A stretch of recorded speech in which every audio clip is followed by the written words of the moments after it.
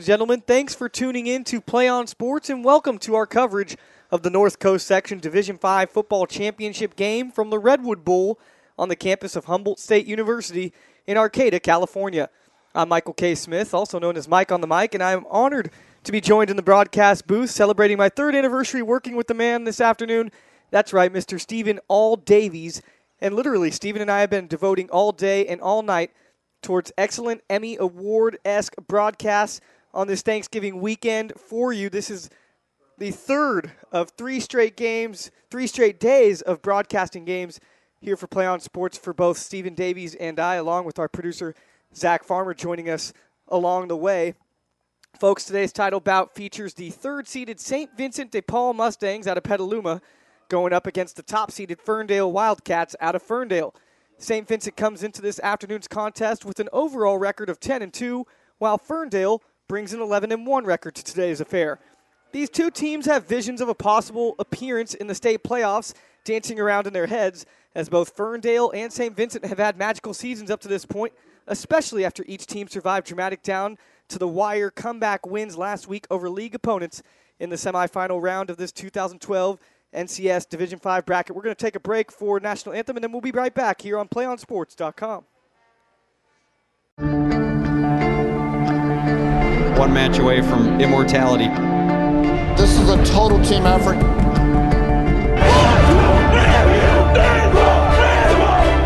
gonna come at you. One shot at this.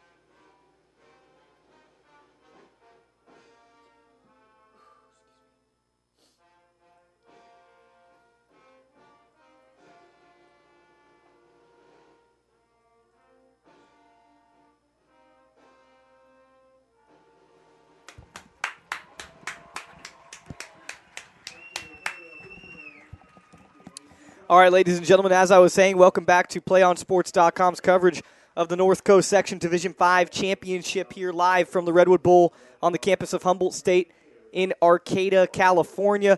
As I was mentioning right before we cut for the National Anthem, both of these teams tonight or this afternoon looking for a win to possibly get into the state playoff picture. If they can clinch the division and win a championship, they can have a chance at doing that, but they're also going to need some help. They can't look too forward to that. They have to settle today's score first, and they're going to need a little help from Central Catholic, who's a couple points in the rankings higher than them and still has one game left to play. That would be their Sac Joaquin Section Division IV final next week, and if Central Catholic were to lose, then, yeah, one of these teams today, whoever wins between Ferndale and St. Vincent, might have a shot to represent. We already know that McClymonds is coming in after their win in the Silver Bowl, and so now they're just waiting for who their opponent is going to be.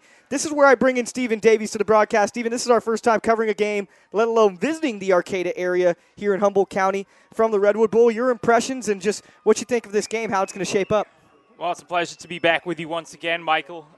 Third day in a row, as we mentioned. I think this is a very evenly matched two teams that are very evenly matched here today. I honestly think it could go either way. I think you could give Ferndale a slight advantage because they are technically at home, and St. Vincent have had to make quite the bus journey up here. They did come up yesterday, which certainly helps them out, but this is a game that's going to be decided over 48 minutes. I can't wait to see how it turns out. All right, well, the kick is up, and we are underway. Coming out to return it for St. Vincent is Derek Murphy. He backpedals to retrieve the kick and then gets it out to just shy of the 30-yard line for his St. Vincent Mustangs. And I think that should give you an idea of the kind of contact we're going to see throughout the game there. As Trevor Early on special teams for Ferndale just absolutely leveled Derek Murphy. I think it's going to be a hard-hitting game all the way around here, Michael. Yeah, it sure looks to be. Two Northern California small school powers going at it. Shotgun set for the first play for St. Vincent. It's a quick bubble screen. The pass is caught from Shepard to his wide receiver, that being Jack Richardson, making the catch, and Richardson will come off the field after making that grab. A chance to talk to Coach Gary Galloway for St. Vincent during the pregame. Very impressed with Shepard's development here. He's a senior, 6'2", 170, and he really is the general out there on the field here for the Mustangs today. Gain of about 3 yards. Shotgun set again for St. Vincent, and nowhere to go for Mitch Shepard this time as Ferndale does a good job of applying the pressure and getting in the backfield. The sack there credited to Ike Townsend, the junior, 6'3", 217-pounder. Yeah, he had a lot of assistance there from Hunter Van Emmerich coming through the line, putting a lot of pressure on Shepard. Now they pin back deep here on 3rd down and 16 to go. 4 receivers set for the Mustangs, 1 back in the backfield with Shepard to his right. Shepard looking deep down the near sideline, and he will overthrow his pass intended for Patrick Garcia, one of the starting wideouts for the Mustangs, along with Zach Smith. And then you'll see them run a lot of 4 wide sets. You'll see the inner receivers known as their slot backs, those being Armand Yektaparist and Michael Carroll, who really is the heart and soul of this team. Stephen, we were down there before pregame, and Michael Carroll, really the motivator for this team, getting them ready to play against Ferndale today. And this is more like a home game for Ferndale, even though these championship games are supposed to be played in neutral site. A long drive for St. Vincent, and the punt takes a bounce. No one wants a part of it. St. Vincent is just going to let it roll and then down it. And so Ferndale will start in their own territory, but it'll be relatively good position as they will start past their own 40-yard line, the ball being placed at their own 41. Good kick there by Mitch Shepard. Had to take a couple steps, put a decent boot underneath it, and it'll be interesting to see how Ferndale respond now in their first offensive possession of the day. They, of course, are led by the junior quarterback Kyle Chambers. Had the decisive scoring run against St. Bernard in the semifinals to put Ferndale here in the championship game. Ferndale led by their head coach Kim Jorgensen, who's been there for 22 years. I formation on the first offensive play for Ferndale. It's a run to the near side, left side, and some wide open room down the sidelines.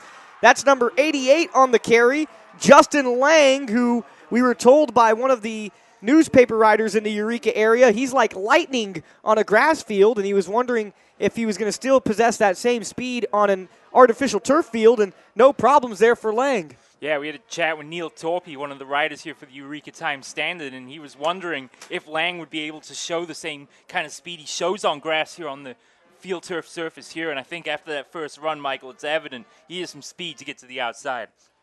88 is rather an odd number for a running back, but not odd are the talents in which Lang displays, showing it on the first play of the game and bringing Ferndale deep inside St. Vincent territory. Now it's the quarterback keeping himself. He goes to the right side. He's angling towards the end zone, and he is in for the score. Just like that, 2 plays for the Ferndale Wildcats, and they strike first in this contest. Kyle Chambers on the quarterback keeper puts his team out front. He did a tremendous job of selling the fake to Ike Townsend that lined up behind him in the I formation. St. Vincent's defense went for Townsend, leaving a big gap open right side, and Chambers from 21 yards out has put Ferndale here on the board with less than 2 minutes gone in the first quarter of play. Ferndale is going to elect for the extra point try, the 1-point try, as lining up for the kick is also going to be Justin Lang, a running back and a kicker for this Ferndale Wildcats team. The kick is up, and the kick is good. And so, like I said, lightning strikes in a bottle for the Ferndale Wildcats. And you can credit Lang for getting it started off with that great run along the near side. And then, right after that, the quarterback took that momentum and ran with it himself, literally ran with it for a 21-yard score. And just like that, Ferndale on the board. Your take, Steven, on that drive. Well, like I said, he did a great job selling the fake, but I think if Lang is going to show that kind of speed to get to the outside here today, it could be potentially a long afternoon for the St. Vincent defense because they're going to have to contain him as quickly as possible. But really only 2 plays from scrimmage, so not a lot to base the Ferndale offense. But if they can move the ball with that sort of efficiency, could be a high-scoring affair here for the Wildcats this afternoon. As I was saying earlier, the Wildcats are led by their head coach, Kim Jorgensen, in his 22nd season. Has an overall record of 218 and 43. That's a near 84% win total. And that's coming close to the Laddiser ranks, who has about a 94% winning percentage. Also the 2007 Cal High Sports Small School Coach of the Year, and that's quite an honor, I would say, Michael. Yeah, already has 7 North Coast section titles to his credit. We'll break those down for you throughout the broadcast. Crucial now for St. Vincent's offense to get something going here after going 3 and out on their first possession. Lang with a nice deep kick that backs up St. Vincent to about their own 5-yard line. There is some blocking ahead of the returner, and then he's whacked pretty hard by the Ferndale kickoff unit. Taking the return there, I believe, was George Salmon, number 33, and he comes off to the sidelines rather disgusted with himself, maybe thought that he could have made a different move upon seeing that wedge that was laid out in front of him by his kick returning unit. George Salmon III, only a sophomore on this varsity team. 4 wide set again for St. Vincent, who looks to recover from their first offensive possession in which they were forced to go 3 and out and punt the ball. Now it was Ike Townsend getting in the backfield there to wrap up Derek Murphy. A lot of pressure on that offensive line for St. Vincent here early on. And Townsend and Van Emmerich in particular have been the catalyst up front for Ferndale. 2nd and 12 for the Mustangs. Backpedaling is the quarterback Shepard. He sets up a running back screen, completes the pass. And that was Derek Murphy on the catch, who bounced off a couple tacklers and trying to get past the original line of scrimmage. But again, that defensive line there for Ferndale, all 4 down linemen were able to get into the backfield that time, and a little wizardry there from Shepard to find Murphy on the screen. Shepard calling his own number with the trips formation to his right side. He throws a quick receiver screen to Armand Yektaparis, the slot receiver, in the middle of that trips formation. Yektaparis makes the catch and gets a decent return after.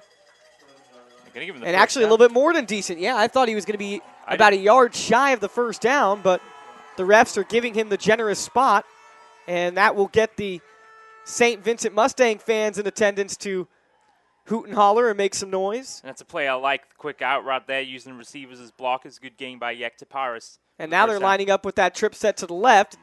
Those receivers being used as blockers here on a toss play to that far side. It's Murphy receiving the toss. And he was stripped over there on the far side by Jacoby Hughes. And he actually ripped the ball free. That's why the ball went out of bounds about 2 or 3 yards past the line of scrimmage there. Murphy might want to put both hands around the ball there if he's going to the sideline.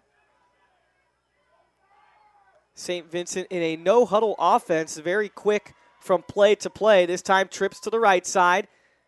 Quick slant, or I should say a comeback route, really, from Armand Yektaparis. Just ran a little curl route about 3 yards, stopped, and then came back for his quarterback, but could not make the catch on the throw from Shepard.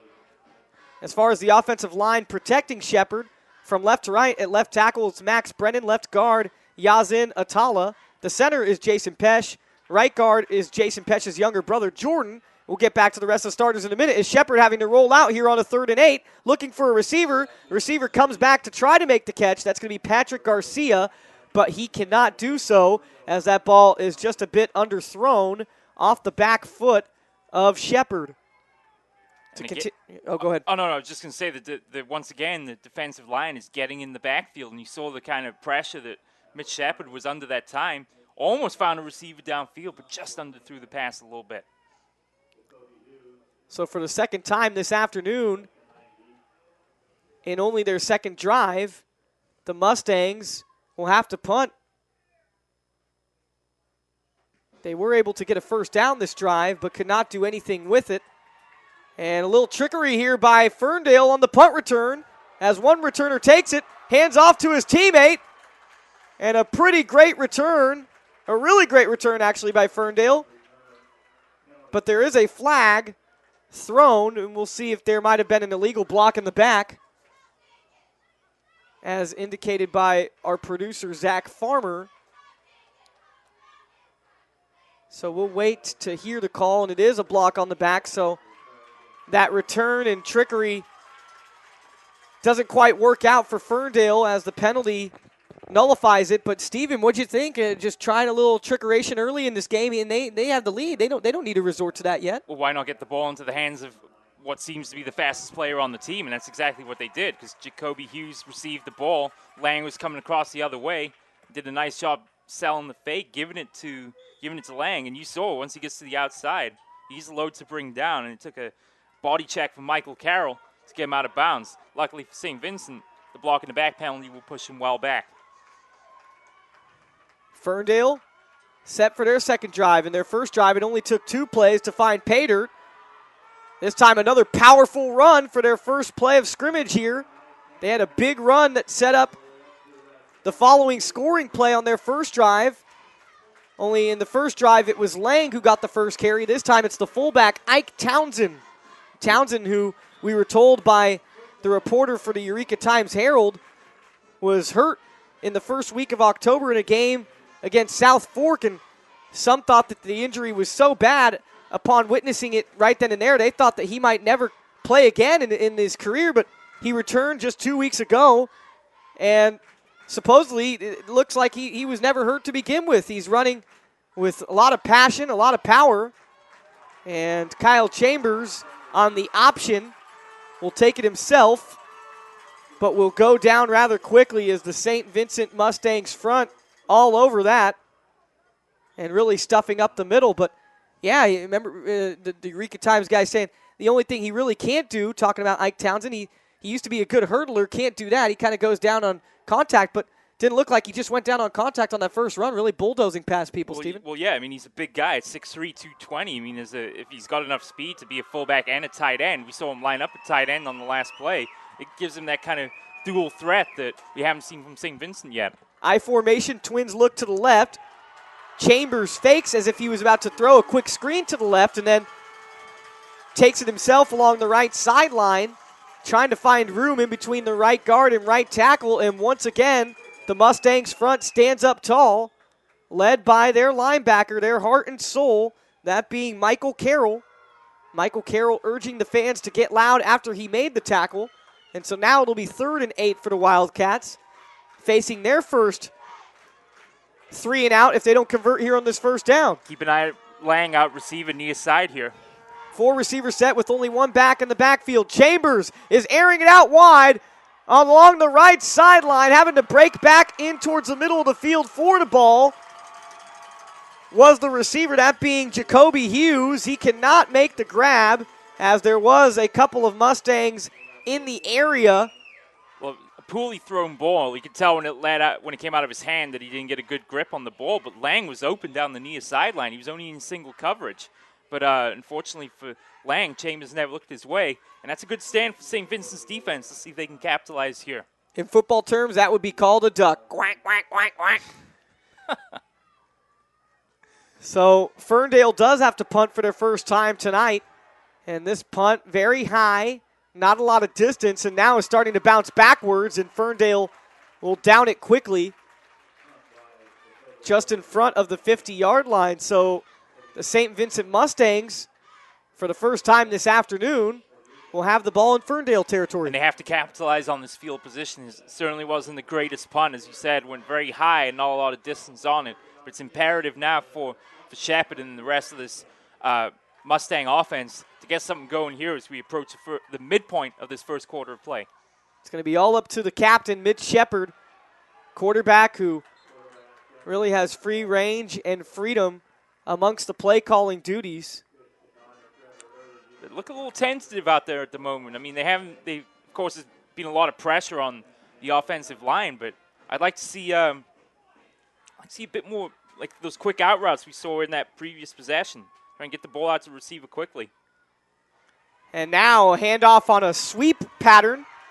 A little quick fly sweep run. Flags do fly. It's Jacob Murphy getting about 5 or 6 on the fly sweep handoff. And The refs are pointing in the direction of the Mustangs at the moment. No official call made yet. Good hard run by Murphy there, lowering the shoulder, but this is going to come back. And that's a shame. There's Murphy there showing some desire on the handoff. The holding call will push him back. This Ferndale defense has come out fired up here, I'd say, so far in the first quarter of play, Michael. Yeah, they're really feasting on, I don't know if it's home field advantage, the fact that, that this stadium, this site for this game, a little bit closer to their own home digs, or just if this defense is really that good. I imagine it's just that defense is really that good, a 4-4 defense. It's stout year in, year out. They're always in the playoffs. Like I said, we will take you through their playoff journey when we get the moment. Late option toss here after the penalty, 2nd and 16 for the Mustangs. It's Jacob Murphy, the recipient of the toss, right side, near side towards us here in the booth. And Murphy might have got about a gain of a yard or two. Well, that time the defensive ends for Ferndale, it was Van Emmerich on the far side, Chris Katana near side, and both of them gone into the backfield. It was actually Katana coming off the line there to bring down the ball carrier for a loss. The right tackle is Gio Gonzalez. His pants are just a bit different of a shade compared to his other teammates. Teammates wearing blue pants. It seems as if Gio Gonzalez's pants might have got ruined in the washer machine or something, or they have a purple shade. The ball is loose. Both teams fighting for the loose ball on the turf. And then a flag flies late at the end of the fumble play. Well, that was Hunter Van Emmerich once again coming off that far side. Gets in the backfield quickly, got to pour in on Shepard, strip the ball free. And it was Ike Townsend, the player, to come up with it. As he did so, that's when the flags flew. So let's see how this call goes. But it was certainly a recovery by Ferndale. And they're going to signal first down. So it was indeed. Well. And a personal foul on the dead ball. But boy, Van Emmerich is having quite the game already. Seems like he's in the backfield on every play, and that's the biggest play of the game for Ferndale so far, apart from the touchdown, of course, but stripping him there and preventing St. Vincent from capitalizing on what had been pretty good field position.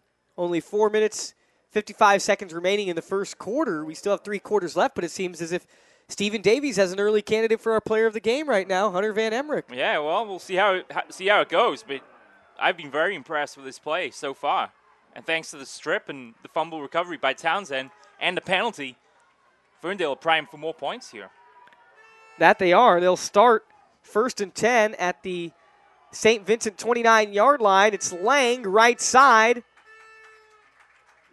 trying to get past a couple defenders on that far edge. And that's a good tackle by Patrick Garcia there to bring him down around the knees. A lot of space to the outside, as we've seen there. I don't think they want to give Lang that much space to get to the outside, because that's a 7-yard pickup or an 8-yard pickup on first down. And from us here in the booth, it didn't really even look like an 8-yard pickup, but that was the case for Lang, who was just chewing up yards on this field very easily here in this first quarter. A receiver split out to each set, also a split pro backfield behind the quarterback Chambers. He gives it off to his fullback, that being Townsend. And Townsend surging forward for a first down along the right side hash marks. That's a good-looking play there, that fake toss to the far side and then the handoff inside to Townsend. And we talked about it already, 6'3" and 220. He's a bull to bring down inside, and you just saw him burrow there for the first down. And Ferndale now just 11 yards away from pay dirt. And now Townsend will line up as a tight end. He's kind of a hybrid tight end / fullback in this Ferndale offense. 1st and 10, and it's Lang pushing past the first tackle attempt and almost getting into the end zone. A second defender came along and took down Lang, who was slipping past the first leg tackle attempt by St. Vincent. Well, there's that's why they had Townsend lined up at tight end on that play, because he came in to block the nose tackle that time, clearing out the left side of the line for Lang to run through. And so they're just 2 yards away now, a yard away from a first down. But this should be pretty easy from here, you think, for Ferndale. Way far out top for Ferndale is Jacoby Hughes. Give goes to Lang, right side, slashes into the end zone, and it's going to be a touchdown for the Wildcats. They get on the board for the second time this afternoon for Lang. It's his first touchdown. 13-0 is now your score in favor of the men in all red. And they're just winning the battle at the line of scrimmage now on both sides of the ball.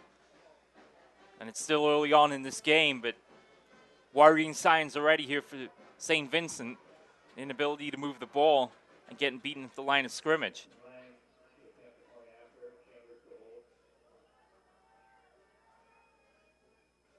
Lang to attempt the extra point, and just before he goes to kick the ball, the referee from the far sideline throws a flag, and now he'll go and pick it up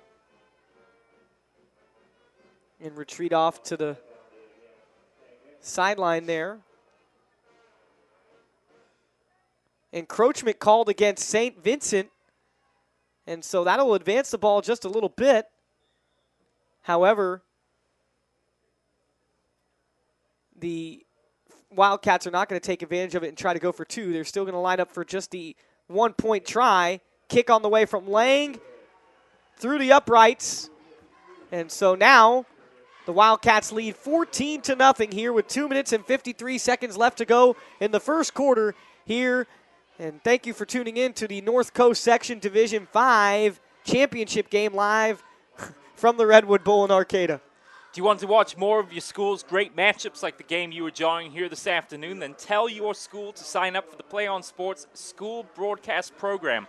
The program allows schools to broadcast all their games and other activities on the web. For more information, go to playonsports.com/SBP. All right, thank you, Stephen. Talking about Ferndale and how familiar they are with being in this situation. 26 overall playoff appearances for the Wildcats, 18 as a member of the Class A division in the North Coast section, 4 as a member of the Class B, and then 4 as a Division 4 opponent, and this is their first ever appearance in the Division 5. After playing a number of years in Division 4, where they were a formidable opponent, to say the least. Yeah, they dropped down a couple losses in those last couple championship games. Their last championship hadn't come since 2007. They lost last year in the championship game to that very powerful Salesian team that we got to see a couple times covering Valley Christian football last year with Freddie Tagaloa and Marcial Malik. Boyette at the quarterback position. This kick bounces at about the 20-yard line and is taken by Salmon the third, who tries to juke out. That being number 11 for Ferndale, Bryceland Franklin, but Franklin was not fooled, and he was able to bring down Salmon. Kind of left in no man's land there to decide whether or not to let it go into go out of bounds there and take the penalty, but good return all the same from Salmon, and let's see if St. Vincent can get something going on offense here. Hoping they can make it third time's a charm. They have yet to score on their first two offensive drives today. Wide receiver screen on the first play, and it looks pretty productive as they pick up a first down right away. And that's a play we saw earlier on that they've had, probably the only play they've had success with so far, that wide receiver screen. That time it was a great throw from Shepard to Yak to Parest. And that works. It moves the chains. 1st and 10, St. Vincent. Yak to Parest, the leading receiver on this team. He has caught a touchdown pass in every game this season for the Mustangs. Motion as Murphy moves from the right side of Shepard to the left side before the play. Shepard tries to throw a quick arrow route out to his receiver there. That being Zach Smith, but the throw from Shepard was off the mark. Incomplete. It'll be 2nd and 10. Yeah, Yektaparis, great season, 47 catches, 784 yards. Those are fine numbers for a high school receiver. They're going to go 6 wide receivers here, only 4 linemen down in front of the quarterback. As one of the linemen went out to line up in a receiver formation. That was the left tackle, Max Brennan, lined up as a receiver. I thought I was watching Piedmont the old A11 formation there for a minute with 6 wide receivers and a running back. But Ferndale, to their credit, snuffed that one out, just a yard gained on the play. Yeah, they were not fooled there. And they're going to do the same thing again here. Yeah, once again, 6 receivers set. And looking across the field and having success is Shepard on the post play to Zach Smith, 6'3", 180-pound senior, getting open and making the catch for the first down. Great throw from Shepard. You know the pressure's coming when you've only got 3 down linemen in front of you and a running back to help pick up any extra blockers. Throw has to be on the money, and it was to Zach Smith for another first down. Has to be money, and it has to be quick, and that was an absolute missile thrown by the quarterback Shepard. He will now keep it on a 1st and 10. Ball now inside Ferndale territory, and Shepard might have gained about 2 or 3 on the quarterback keeper there. Yeah, he was unfortunate to run into one of his own linemen there over the left side. Probably would have gained maybe an extra yard or 2, but, they need every yard they can get right now, down 2 scores. 2 receivers to each side. To the right of Shepard is Murphy, the running back. He throws a quick out route and completes the ball to Salmon. To Yaktaparis. Oh, Yaktaparis, I'm sorry. Second completion now to Yaktaparis on this drive. And you can definitely get the sense now that Shepard is settling into this game a little bit. As I was saying, Yaktaparis, their leading receiver coming into this game, 47 receptions before this game with 784 yards. He's had the most yards per game at 65.3 and also the longest catch of the year by any receiver for the Mustangs, an 88-yarder. And Shepard was trying to look downfield deep for Carroll, Michael Carroll. Pass incomplete, but Carroll felt that maybe a Ferndale player grazed his face mask there or that there was some kind of contact. The refs opting not to throw a flag. They're going to let the players play, but Carroll not too happy about it. He will quickly get back into formation here. 4th and 5. St. Vincent goes for it. Will they get the first down? They complete the pass, and it's going to be mighty close. I think they got it. Making the catch was Michael Carroll, the man who felt he was interfered with just a play ago. And yes, the Mustangs do have it and are now in good business. They're going to go no huddle here. It's Shepard once again to pass. Left side, corner to the end zone, and the ball is deflected just at the last minute.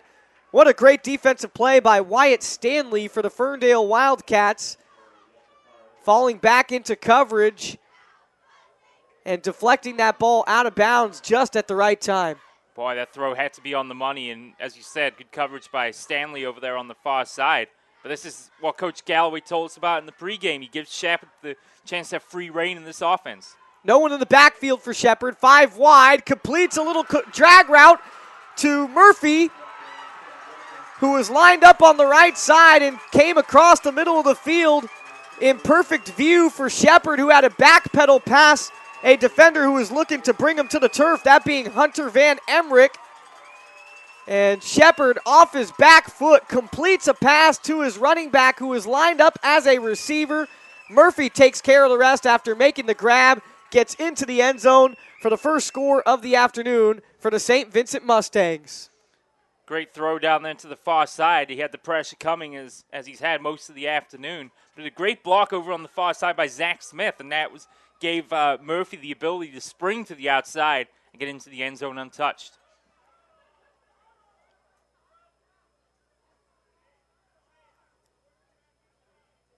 St. Vincent in a weird formation. They have the snapper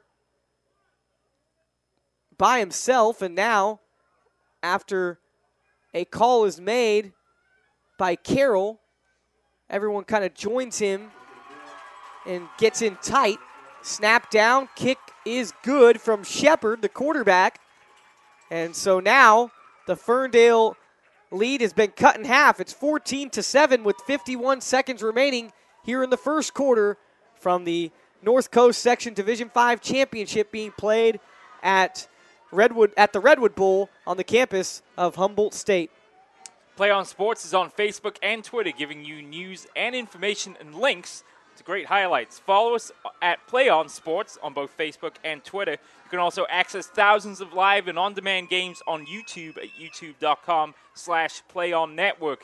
Keep up with all the high school action you see every week from your destination for high school sports, PlayOn Sports. And it's well worth noting that we will cover all 5 North Coast Section championship games over the next week here on PlayOn Sports, your destination for high school sports. Yes, and we got word last night from Scott Armstrong, a broadcaster for the De La Salle Spartans, who has now said it is confirmed the Division I finals and possibly more will be held at Dublin High in Dublin, California. They have held Division I football finals in the North Coast section for a couple years. Yeah. The last couple years went back to the Coliseum. I believe the last championship game played there was in 2009 on a rainy night when Pittsburgh played De La Salle. That was when De La Salle had Teron Ward and Tyler Anderson in their backfield. Now, both of those guys getting some time with the Oregon State Beavers of the Pac-12.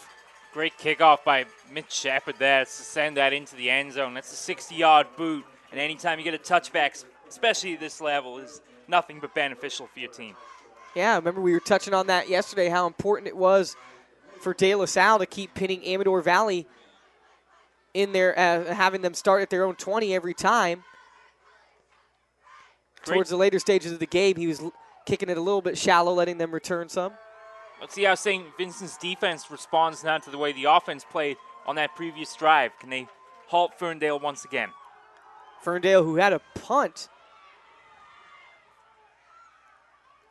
2 drives ago. I'm sorry, I was thinking about their last drive. Their last drive, they punctuated it with a score from Lang. That's a 19-yard carry on first down, and so far, St. Vincent's defense have no answer for Lang getting to the outside. Actually, a 17-yard run, but even still, good carry there from the first play for scrimmage on this possession. Shepard with his helmet off, having a chat with one of the coaches down on the sidelines. Shepard, who really was the star of that last drive, keeping plays alive, hitting receivers just in the nick of time. And after the first down carry, a fake toss and late draw for the Wildcats, but the Mustangs front once again all over it, stuffing it like a Thanksgiving turkey. I know Thanksgiving only a couple days away, but people still eating the leftovers, as that's what Thanksgiving is always usually pretty famous for. The defensive end, Danny Rodriguez, and the tackle, Gio Gonzalez, making life difficult for Ferndale's offense. And that's the first time they've really been able to stuff the run up the middle of the field. The Wildcats able to pick up 2 on that run. I formation. Give is to the fullback, who has wide open room along the middle of the field. Gets into the deep level of the St. Vincent Mustangs defense. The ball carrier that time, Zach Rocha. Zach Rocha, number 16. And I think I spoke a little bit too soon, because just when I said that St. Vincent actually stopped the run up the middle of the field on the very next play, credit to Ferndale, they come right back and run it straight up the middle of the field for another first down. But that's going to end the first quarter of play. And this should be a good one, I think, Michael. 14-7 here, Ferndale lead, but St. Vincent have showed on offense they certainly have signs of life. Yeah, they do, and they definitely have some playmakers that they can get the ball into the hands of, most notably Mr. Murphy. He is a big part of this offense. Derek Murphy, the running back. But you really got to credit the quarterback, as he did all he can, battling back on a couple fourth downs to complete some passes. And, of course, that touchdown pass, I mean, he was backpedaling and backpedaling and backpedaling some more, and threw that ball off his back foot, avoiding the sack just at the right moment. And what do you know? It's Murphy, though, coming to his rescue, dragging across the field so that his quarterback can see him in his plain view. Murphy got open, made the catch, and then made the run afterwards, cutting in a diagonal pattern towards the end zone. You've also seen Yaktaparist make a couple grabs for St. Vincent, but don't be fooled. Ferndale has some offensive firepower as well. Talk about Jacob Lang. He's already scored once and has had some big runs today. Also, their fullback, been really impressed with Ike Townsend, the big man. And Lang here getting the first carry of the second quarter. And as he was angling towards the sidelines, it seemed as if a defender for the Mustangs went up rather high to try to tackle him, and a flag flew. I wonder if they're going to call a horse collar tackle against the St. Vincent Mustangs. Flag flew in right when the players made contact down here on the near side. A little bit of discussion here between the officials, but you're right. Salmon certainly went in high for the tackle. It's going to be a holding call against Ferndale, so they definitely got away with one there. That'll slow up the Ferndale offense just that little bit. They've been able to move the ball with ease on this possession so far. The refs will place the ball down at the St. Vincent 41-yard line. It'll be 1st and 18 for the Wildcats, who are in all red. Red helmets, red jerseys, red pants. On the red helmets it says Cats in white, outlined in gray with a little bit of a paw logo. I formation behind the quarterback, Chambers. Chambers will give it on a late give. It's a sweep route for Justin Lang. And Lang gets the ball to just past the original line of scrimmage. So that was a good play there by Lang, because I think Townsend missed his initial block, and St. Vincent able to get defenders into the backfield there, but Lang, using his size and speed to get to the outside, able to break 2 or 3 tackles, and as you mentioned, get back to the original line of scrimmage. 2nd and 10 now coming for the Cats, who will line up trips right. One back directly behind the quarterback, Chambers. Chambers will roll out to his right upon receiving the snap and is now looking deep down the middle of the field, but the pass is broken up by the secondary of the Mustangs. Getting in the way of that pass was John Kulasingam, a 5'6", 140-pound senior cornerback. Who was stride for stride with the receiver. Yeah, great play by him, but also by Jason Patch getting into the backfield there and putting the pressure on Kyle Chambers there. And a good throw all the same downfield, but excellent pass defense there to prevent a touchdown. And now the St. Vincent Mustangs getting a loud defense chant going. It's going to be 3rd and 10 for the Wildcats. I formation. Option give is to the fullback. It's Townsend.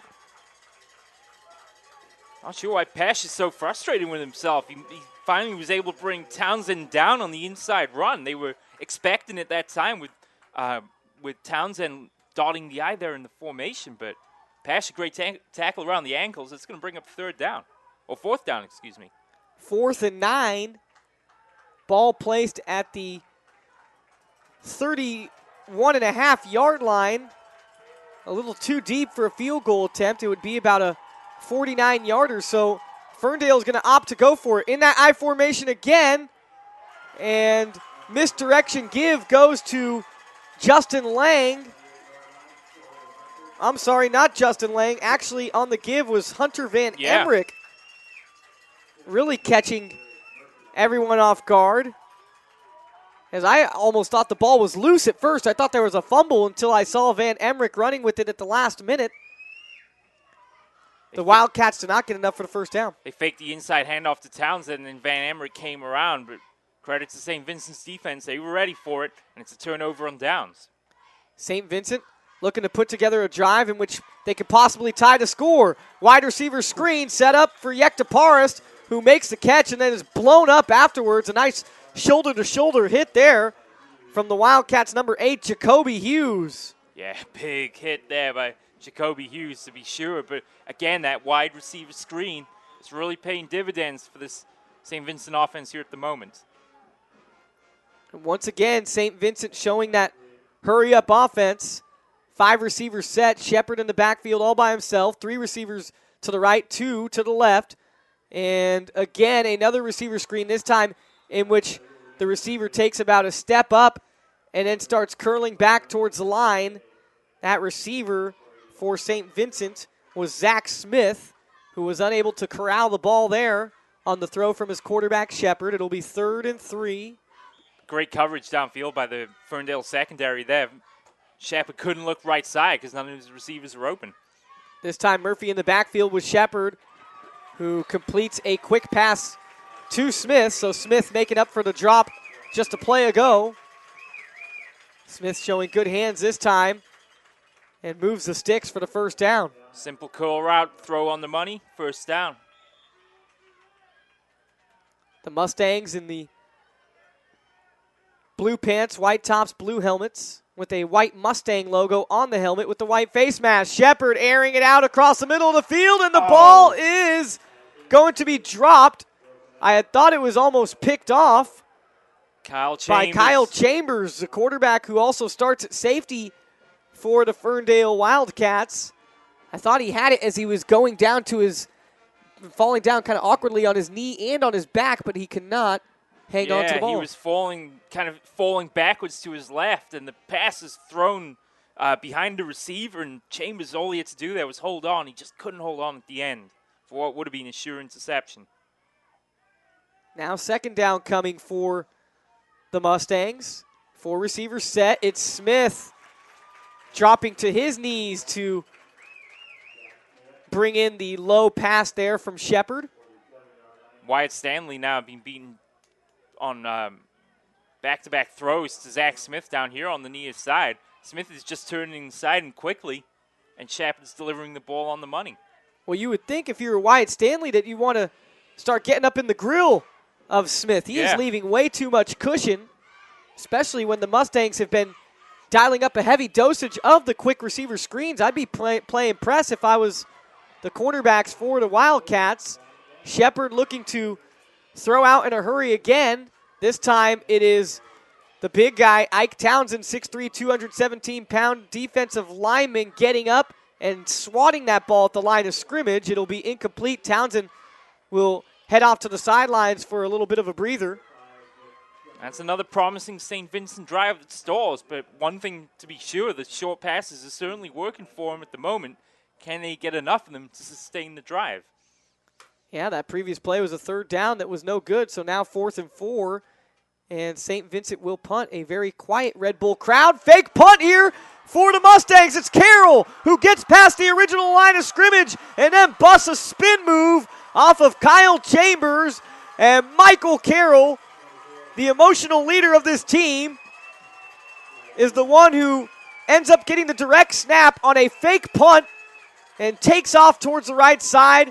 A gaping hole opens up in front of him, and now he's clapping his hands in an exaggerated fashion, trying to get this crowd even more pumped than they already were upon the first down conversion, Steve. Huge play. I don't think Ferndale were expecting that at all. Now they've given St. Vincent great field position. That's a great handoff to Murphy.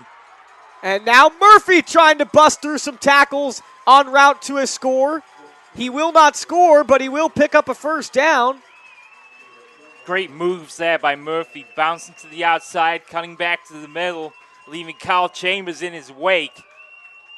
And this has definitely swung the momentum in the favor of St. Vincent now. They're pumped up after the fake punt. 4 receivers set for Shepard, who gives the late delayed toss along the right side to his running back mate, that being Murphy. Derek Murphy. Boy, Murphy wanted that, and he almost ran over Ike Townsend to do so over there on the far side. Townsend took a shot because Murphy lowered his shoulder, going for the end zone. And now Townsend is he's hurt, and looks like he's gonna have to take a play off here. But he took a big shot. He may have taken a knee there, perhaps, as he tried to bring down Murphy. But some determined running here from the St. Vincent running back, to say the least. First on the fake punt by Carroll, and now on back-to-back carries by Derek Murphy. 5'9", 155. He sure doesn't run like it. Yeah, no, these guys are running, like I said, with a lot of pent-up anger. You could tell like I said, when Carroll was getting them going before the game, he was saying, this team doesn't like us. They're scared of us. And he was really playing the whole underdog routine.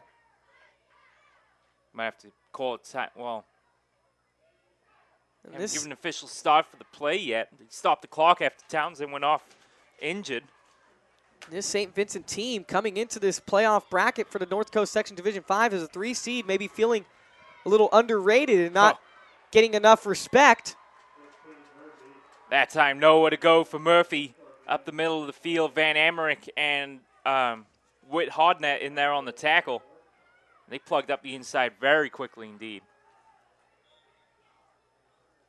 Cloudy day here at the Redwood Bowl. Temperature in the mid-50s. They said about a 25% chance of rain. It's Murphy trying to get out to the edge on the right side, but great containment there by the Wildcats getting into the backfield to disrupt the run play. He does not get the touchdown, which is needed here on a 3rd and goal situation. So now it'll be 4th and goal. However, there is a flag on the field far side. We'll see what that's for. I would like to have seen him dial up the pass to that perhaps on 2nd down instead of giving it to Murphy. I mean, I can see why they would do it. He kind of reminiscent of Lincoln's running back, Demetrius Williams, who played such a big role in the Turkey Bowl victory for Lincoln over Mission on Thursday. But I would like to see the pass play on 2nd down. Shepard is certainly capable of getting the ball out quick. Perhaps now we'll see it here on 4th down. They need 2 yards. They need to get to the end zone here. A penalty called against the Ferndale Wildcats, which will result in an automatic 1st down. It'll be 1st and goal now from the 2. Well, timeout called. I think they want to go over this because there's no... The scoreboard says 1st and goal from the 2. The down marker on the far side is still set to 4th. So let's wait and see here. The officials are conferring. Well, we've got a quick moment. PlayOn Sports is not only your destination for Friday night football action, but it's also the place for the most comprehensive coverage of high school playoff and championship events in all sports from across the country. PlayOnSports.com. High school sports lives here, and for those of you joining us for your first time, we have everything. Not only just football, we have baseball, basketball, we even do cross-country, tennis, you name it, we are there. PlayOn Sports, once again, is your destination for high school sports. I haven't been this far up since covering some volleyball action last week out in Boonville. I've never been this far up. Say it's better up north, apparently. Yeah, right? A lot of trees, redwoods everywhere.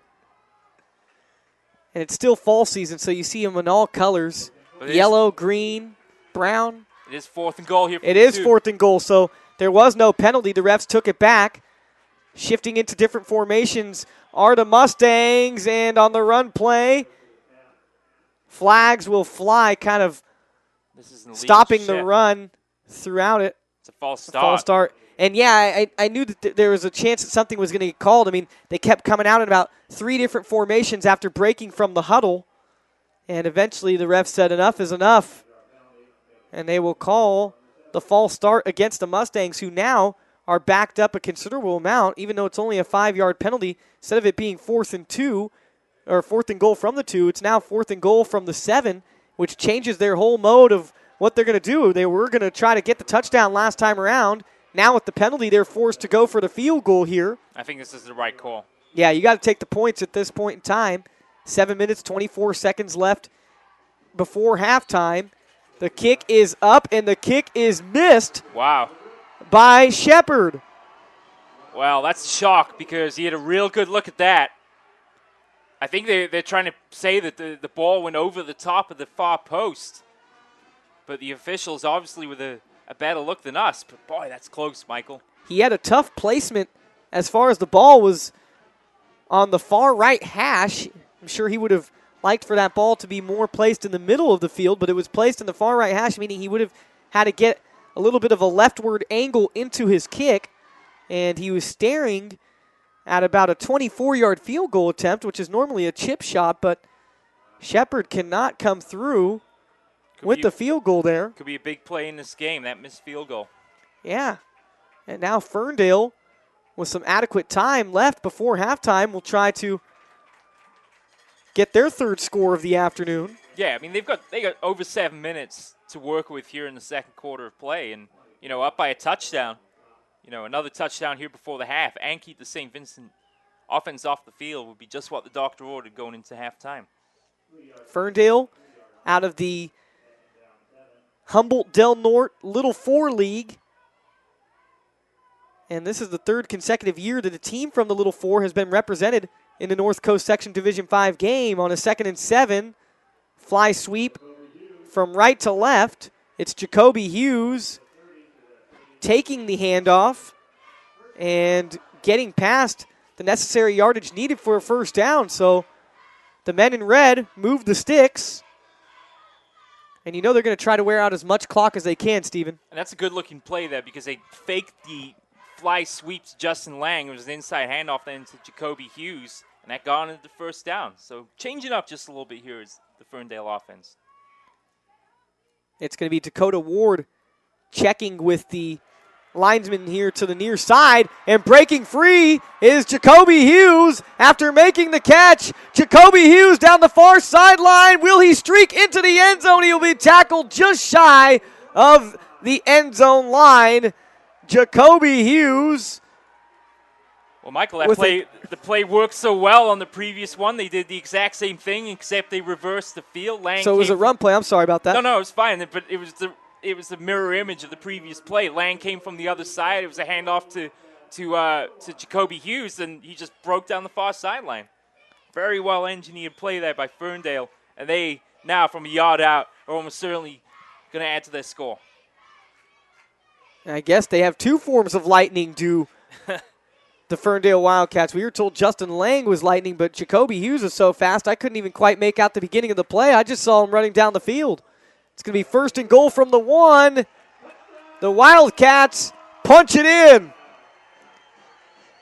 Ferndale on the board for their third time this afternoon. It's the quarterback keeping himself, the junior Kyle Chambers. 20-7 lead now for the Wildcats with 5 minutes and 50 seconds left here in the second quarter. No need to be fancy on that play. Give it to Chambers from a yard out, get behind the big boys up front, and that's Chambers' second touchdown of the game. Chambers will be the holder for the extra point try coming by Justin Lang. Lang's kick is up and directly through the middle of the goalposts. 21-7 is the score, a 2-score advantage for the Ferndale Wildcats and Coach Kim Jorgensen. Well, we mentioned earlier the changing weather conditions. I think it's so slightly drizzling out there at the moment. Just a little bit difficult to see, and we are under an overhang here, but definitely the weather conditions have changed over the last 15 minutes or so. So that 25% chance of precipitation, according to AccuWeather.com, holding to be true. And we'll see how that's going to affect this game. Remember, this is an artificial surface here at the Redwood Bowl, and it's rather new still. It's not like it's been played on for years past. They just put in this new athletic synthetic turf in the summer of 2011. So wow. Yeah, it does look pristine. In field terms, it's almost like a brand new field still. So we'll see if the boys have their slips and trips on the field. But both these teams are used to playing in sloppy conditions, to say the least. I mean, Ferndale, I guess, in the semifinal played on a rain-soaked field that afternoon. So a little rain, I don't think would be much of a hindrance, I think, for either team here this afternoon. You're right. Ferndale did play on a mud-soaked field in their semifinal game, rallying from a 13-0 deficit to pull out a 20-13 win against St. Bernard's, a team that they had to play 3 times this season. Twice is hard enough, let alone 3 times. And now it's Jacob Murphy on the kick return, reversing direction, still on his feet. Oh, nice run. Bursting past tackles, and it finally takes about 5 Ferndale Wildcats to have to bring down Mr. Derek Murphy. What a return. That's a gutsy run, to say the least. And I like to change the direction right around the 25-yard line. He had Yektaparis in front of him. He was directing traffic almost a little bit there. But because he did that, Murphy was able to get to the outside and maybe add 15, 17 extra yards to that return. Derek Murphy, a very impressive return, especially as soon as he changed direction there. Timeout called by Ferndale, I believe. That'll be their first. So yeah. Both teams 2 timeouts left here with 5:36 to go. Coach Jorgensen out on the field in his red cap, white and red shirt. He does not wear jackets on game days like this. And with cold weather, I would think that 56-year-old man would want to bundle up, but he's a tough guy. We're talking about a coach who at 56 years old enjoys doing push-ups with his team before the game. He doesn't need a jacket. If he's doing push-ups before the game, I'm sure that keeps him plenty warm. Jorgensen, who, of course, grew up in the Ferndale area, played in the Ferndale area, and played for the legendary coach that preceded him, Carl Carlson, who coached for 25 years. They've only had the 2 coaches in Ferndale's football history. Remarkable, isn't it? Yeah. Carlson, who's now, his name adorns the field, the football field, which is the home field for the Wildcats, the Coach Carlson Wildcat Field. Like I said, Jorgensen definitely learned some tips from the master, the understudy, now in his 22nd year, hoping to keep his legacy going. Back from the break, 1st and 10 from the Mustangs after that big return from Derek Murphy. And it's Murphy getting the ball handling duties. And Murphy will be tackled for a loss of a yard. Great penetration there by the Wildcats front. Yeah, Van Emmerich, Callie O'Day, and Trevor Early there, not fooled by the shovel pass there from Shepard to Murphy. And they wrap him up quickly for a loss. Murphy will unsnap his face mask on his helmet, coming off to the sidelines in an angrily fashion. A fumble on the field, and luckily the ball bounced out of bounds, still in possession of the Mustangs. The Wildcats almost had a chance to come up with that fumble recovery, Steve. They certainly did, because Yektaparis lost the grip on the ball, and I think it actually took a bounce off a Wildcat player out of bounds here on the near side. Certainly a break for St. Vincent on that play.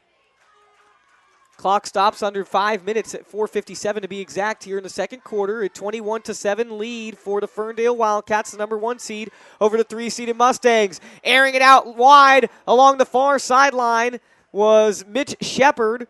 He was looking for Patrick Garcia, and he airmails that one over his intended target. Well, that's going to be a tough ask anytime you've got Justin Lang dropping back in coverage, because he was stride for stride there for Garcia. Great throw by Shepard all the same, but it really had to be a great throw to get it over past Lang. Phenomenal coverage by the Ferndale Wildcats. That's going to bring up a 4th down. Scoreboard operator a little late. He has it marked as 3rd and 11. But the guys holding the sticks on the Ferndale sidelines have it as 4th and 11. So the Mustangs are going to punt. No, they're going to fake. No, they are going to punt. As they thought about it, ball and the punt return muffed, but then picked back up by the returner, that being Jacoby Hughes. And Steven, I'll try to recap it a little bit, but maybe you could come in and finish it. It was just a weird kind of sequence of events to begin with, as Shepard took the snap. Wasn't sure if he wanted to punt it at first. He kind of faked as if he was going to drop back and throw. Then at the last minute decided, okay, I will punt the ball. And as he punted the ball, Jacoby Hughes thought he had it in his bucket, and then it just fell out. He muffed the punt, and luckily he didn't turn the ball over. Yeah, he had 2 players all over him there. It was just as well he was able to get down quickly, was Hughes, to recover that one, because that could have been disaster for Ferndale, giving St. Vincent back the ball inside their own 10. 2 receivers to the right side, one of those to the left side. One of those receivers comes across in motion from left to right, and that being Lang, who was used just as a decoy, as Ferndale elects to run the ball with their fullback, that being Ike Townsend. And Hughes just completely ran over a St. Vincent defender on the play. And he more than makes up for the potential error on the punt return with a good 9-yard gain there on first down. Like I said, the Wildcats trying to take off as much time as possible. Took a long time to break out of that huddle. Now Twins to the right side, and one of those receivers comes across in motion. It's the same as in the previous play, Lang.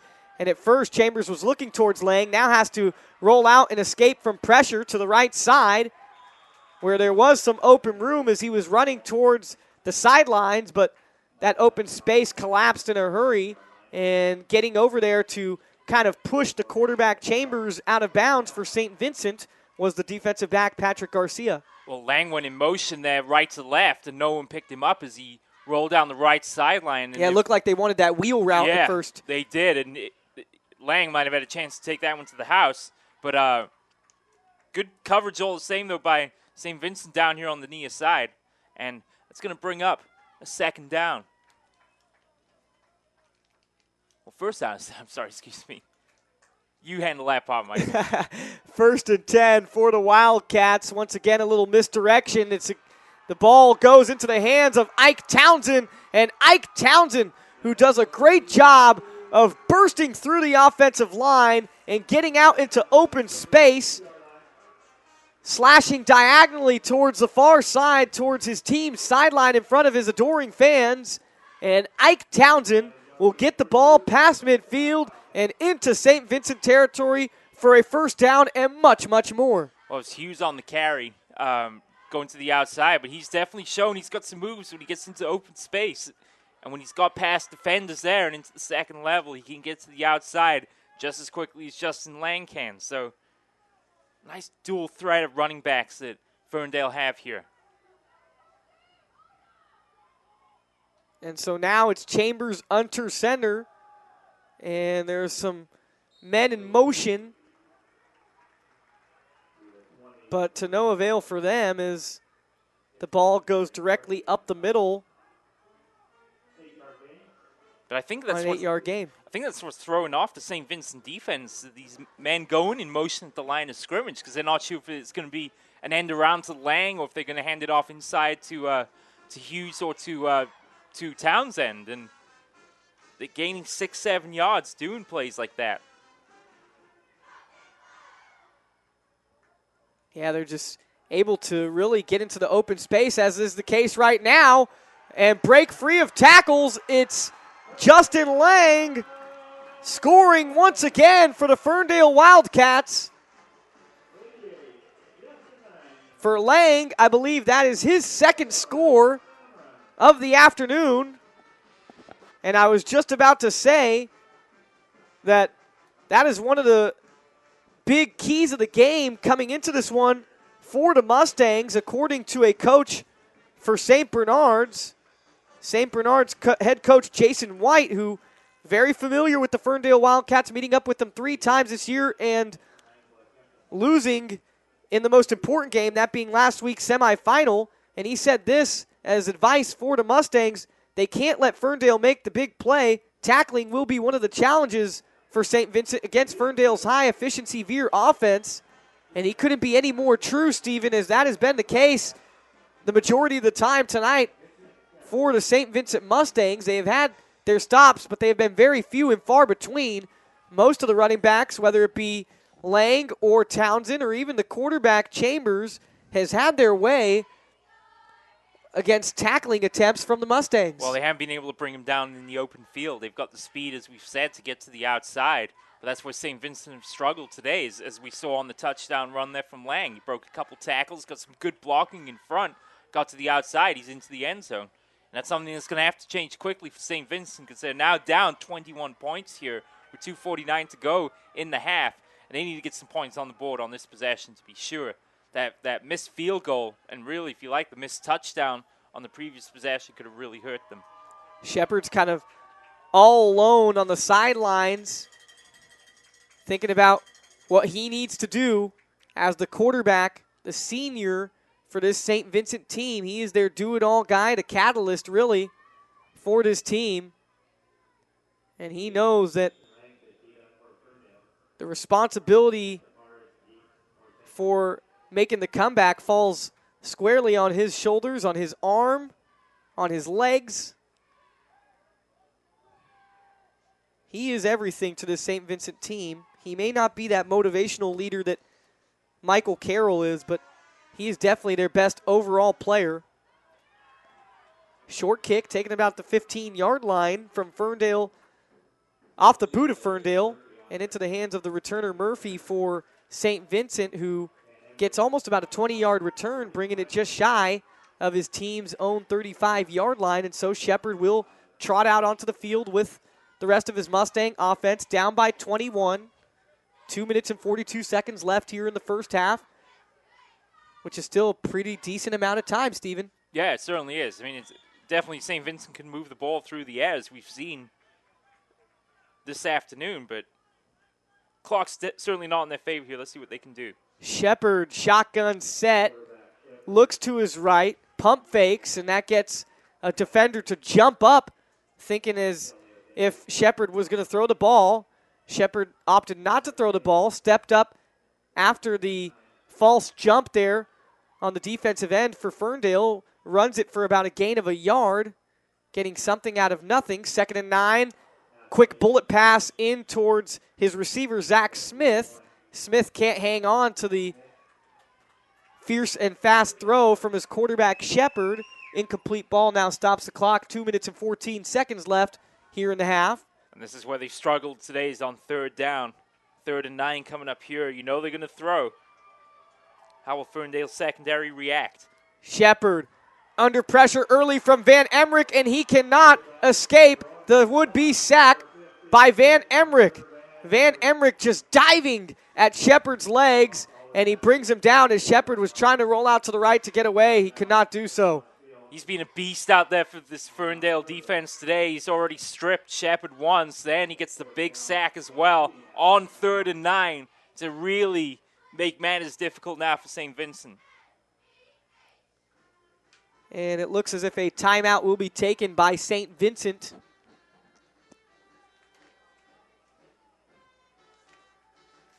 Yeah, but to go back to Emmerich again, I mean, they just haven't had an answer for him all afternoon.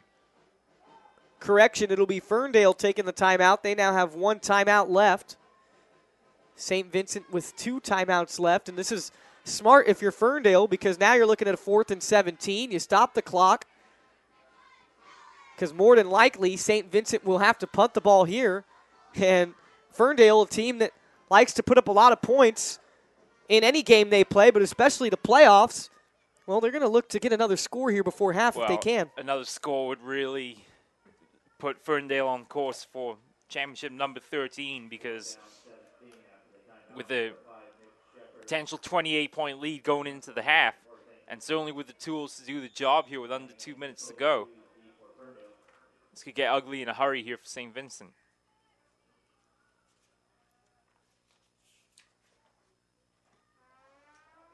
Ferndale, who hasn't had less than 20 points in a game this season.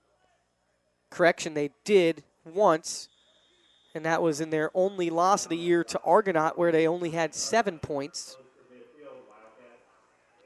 But other than that, they have scored 36, 20, 47, 50, 39, 62, 69 in a game against South Fork, 41 points against St. Bernard's in the second matchup to end the season, then in the playoffs, 35 in the first game against Upper Lake and 20 against St. Bernard's in their most recent game. And they've got a short field to work with here, too. Just over 50 yards to go, and they've got 1:44 to do it.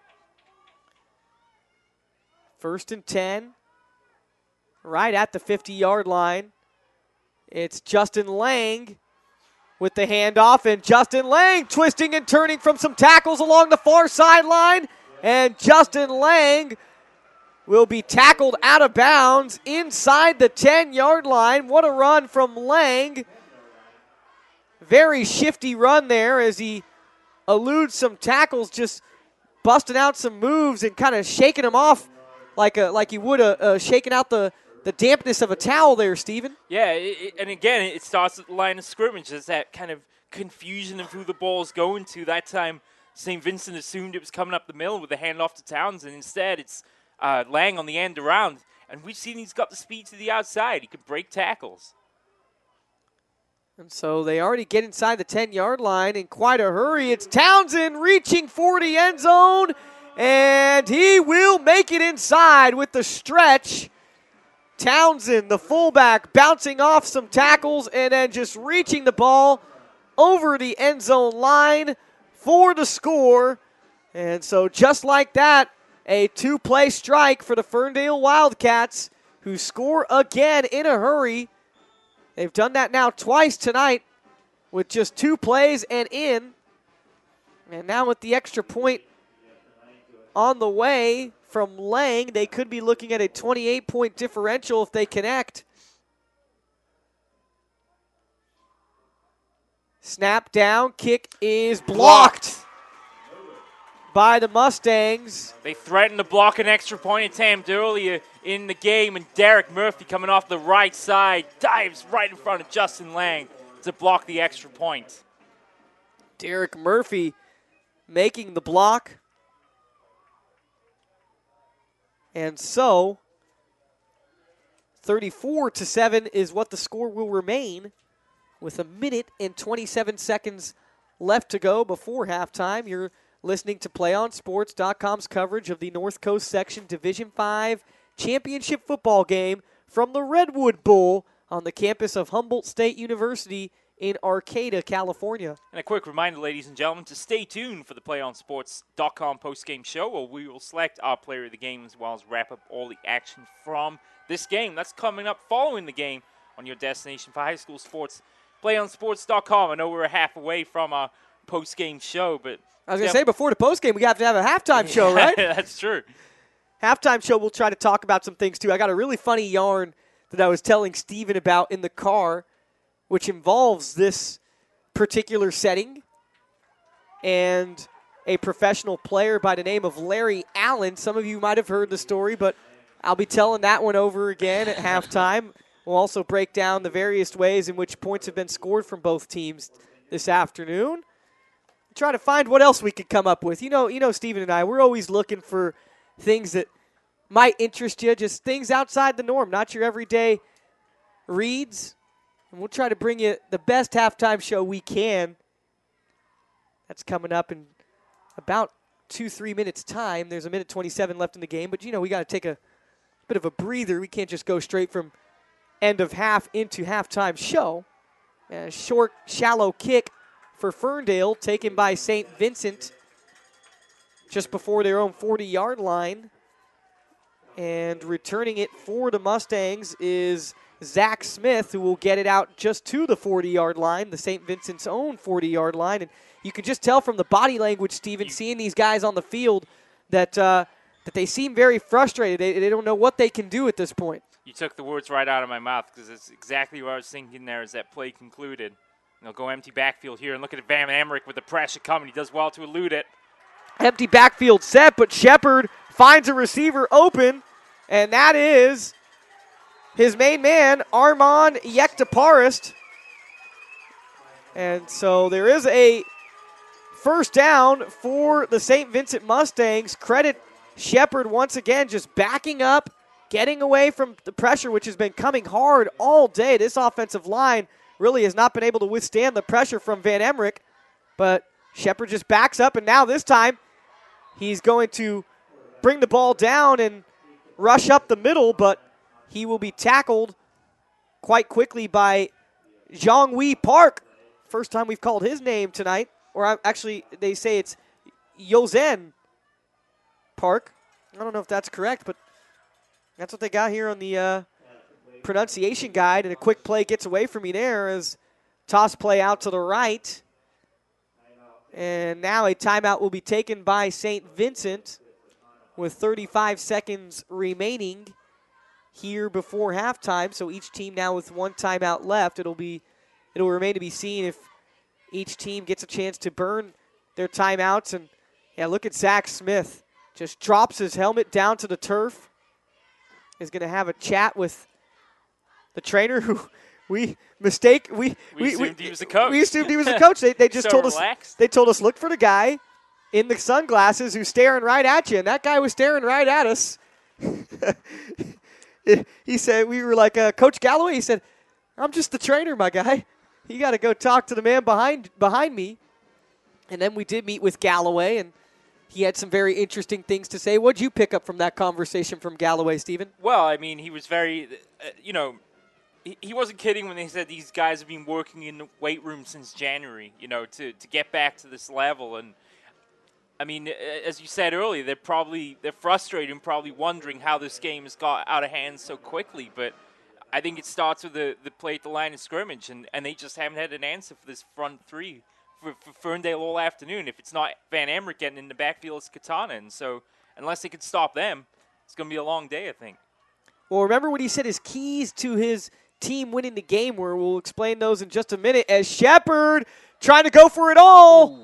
And the pass will be incomplete once again. Just wonderful coverage by this Ferndale Wildcats secondary.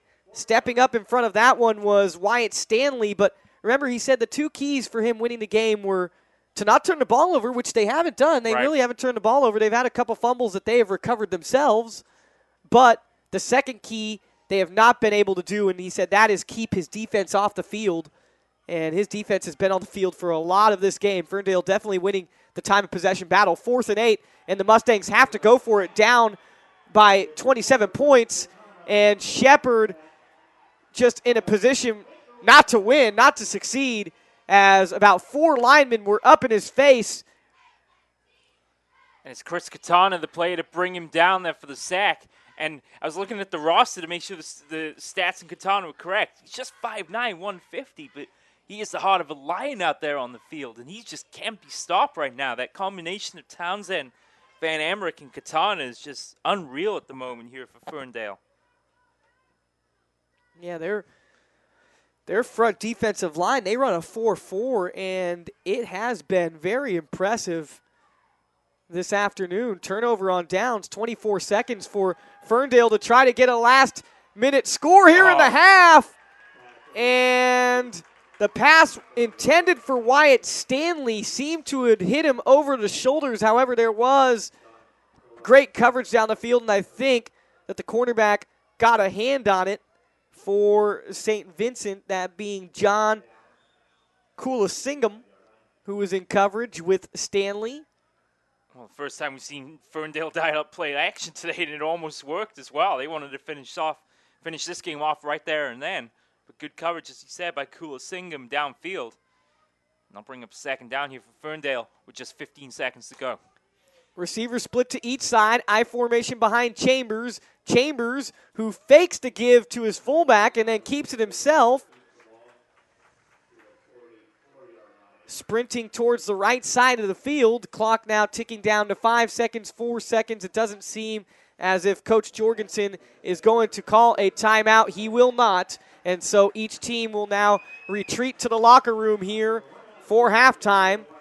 For Ferndale, I'm sure there's not going to be too much said, but to just keep doing what they've been doing, which is play phenomenal defense, especially up front, and then make sure to control the ball offensively.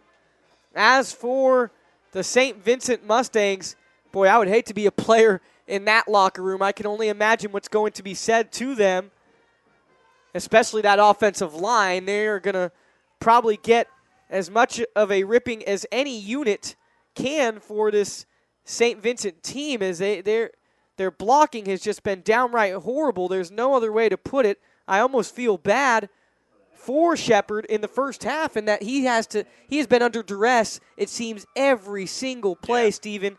Whether it's a run play, a late run, or any pass play, he's had to escape and backpedal. And it's just been a really tough day for the senior signal caller for St. Vincent. So, folks, we're going to go into a little bit of a break here as the halftime show will be coming up next. Stephen and I will break down the ways the scoring went. We'll also bring you a little funny yarn, maybe try to get a couple of good interest stories, and maybe if there's some games going on in the area, we'll try to cap those. I don't think there is. I think most of the games today are going to be right now. Yeah, I think most of the games today are going to be carried on tonight. So, folks, we'll take a quick breather, but once again, remember to stay tuned. Don't go anywhere. You are following and listening to the North Coast Section Division 5 football championship game from the Redwood Bowl on the campus of Humboldt State University in the city of Arcata, California, with the top-seeded Ferndale Wildcats leading the number 3-seeded St. Vincent Mustangs out of Petaluma 34-7. I lied, Cardinal Newman leading Catholic.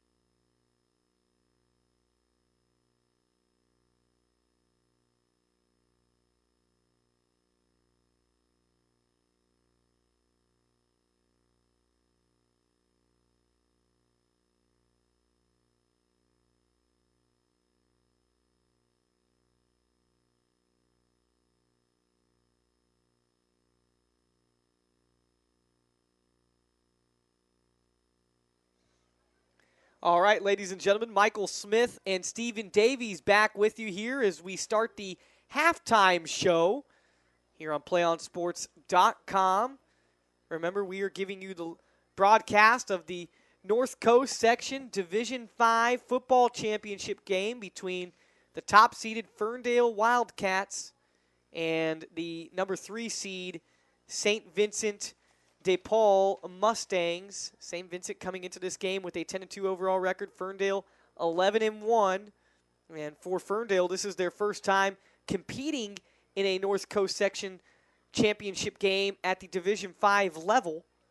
And so far, they're showing that maybe they should have just stuck in Division 4. Maybe they're too good for Division 5, I think, Stephen. They have a 34-7 lead over their opponent, that being the St. Vincent Mustangs, who have been Division 5 now for a while. And just explain to the fans the various ways in which Ferndale has gotten it done today. Well, they've got it done basically on the ground. All 5 touchdowns have come on the ground, but it's been I think for me, the trickery at the line of scrimmage. I'm not sure St. Vincent were ever really sure during that first half of play who was going to get the ball. And we saw it a couple times, especially on the long run setting up the final touchdown by Jacoby Hughes. Justin Lang coming basically like an end around, if you like. But there's that big interchange in the middle where the quarterback is handing off. And you can never tell if he's going to hand off to big Ike Townsend on the inside or if they're going to give it to Lang on the outside, which is exactly what they did. But St. Vincent need to come up with a plan to stop that quickly because, as we mentioned, Ferndale have used it to ruthless effect here in the first half, scoring 5 touchdowns all on the ground. They opened the scoring 21-yard touchdown run by the junior quarterback Kyle Chambers. They quickly followed that up on their next possession with a 2-yard scamper by Justin Lang, the first of his 2 touchdowns on the day.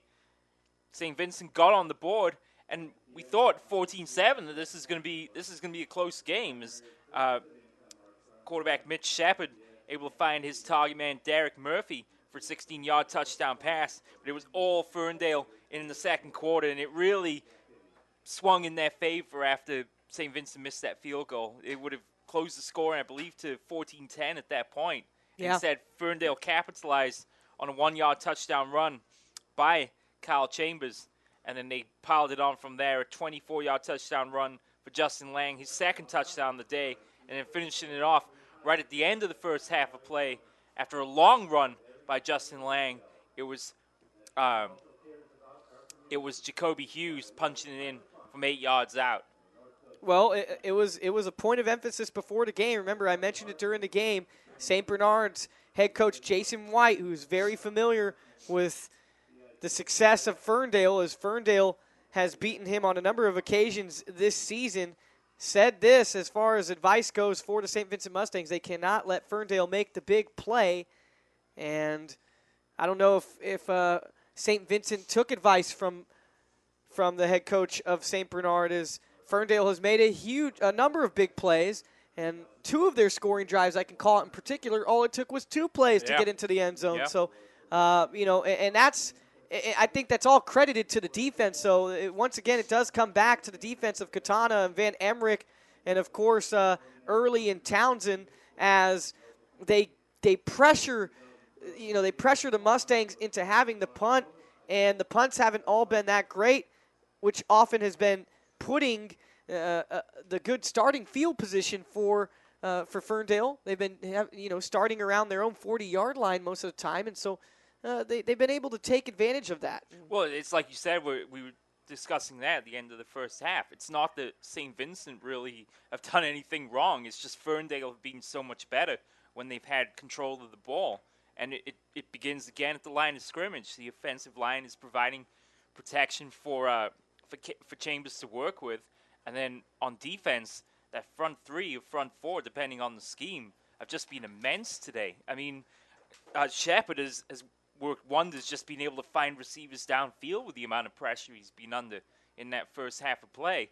And, it's a 27-point deficit now they have to make up here in the second half. But this looks like it's going to be a tall order here for St. Vincent here in the second half of play. And right now, a lot of Ferndale fans on hand to hold up the banner and along with the cheerleaders to help celebrate the arrival of the team back out onto the field here in this second half. And a story I'd like to share with you guys I found on the PressDemocrat.com. Let's hear it again. Yeah, Why not? Well, I'm going to tell you. First, I was looking up stories to relate for last night's game that we covered when we covered De La Salle versus Amador Valley. And, of course, De La Salle has a couple of relatives to famous people on their team.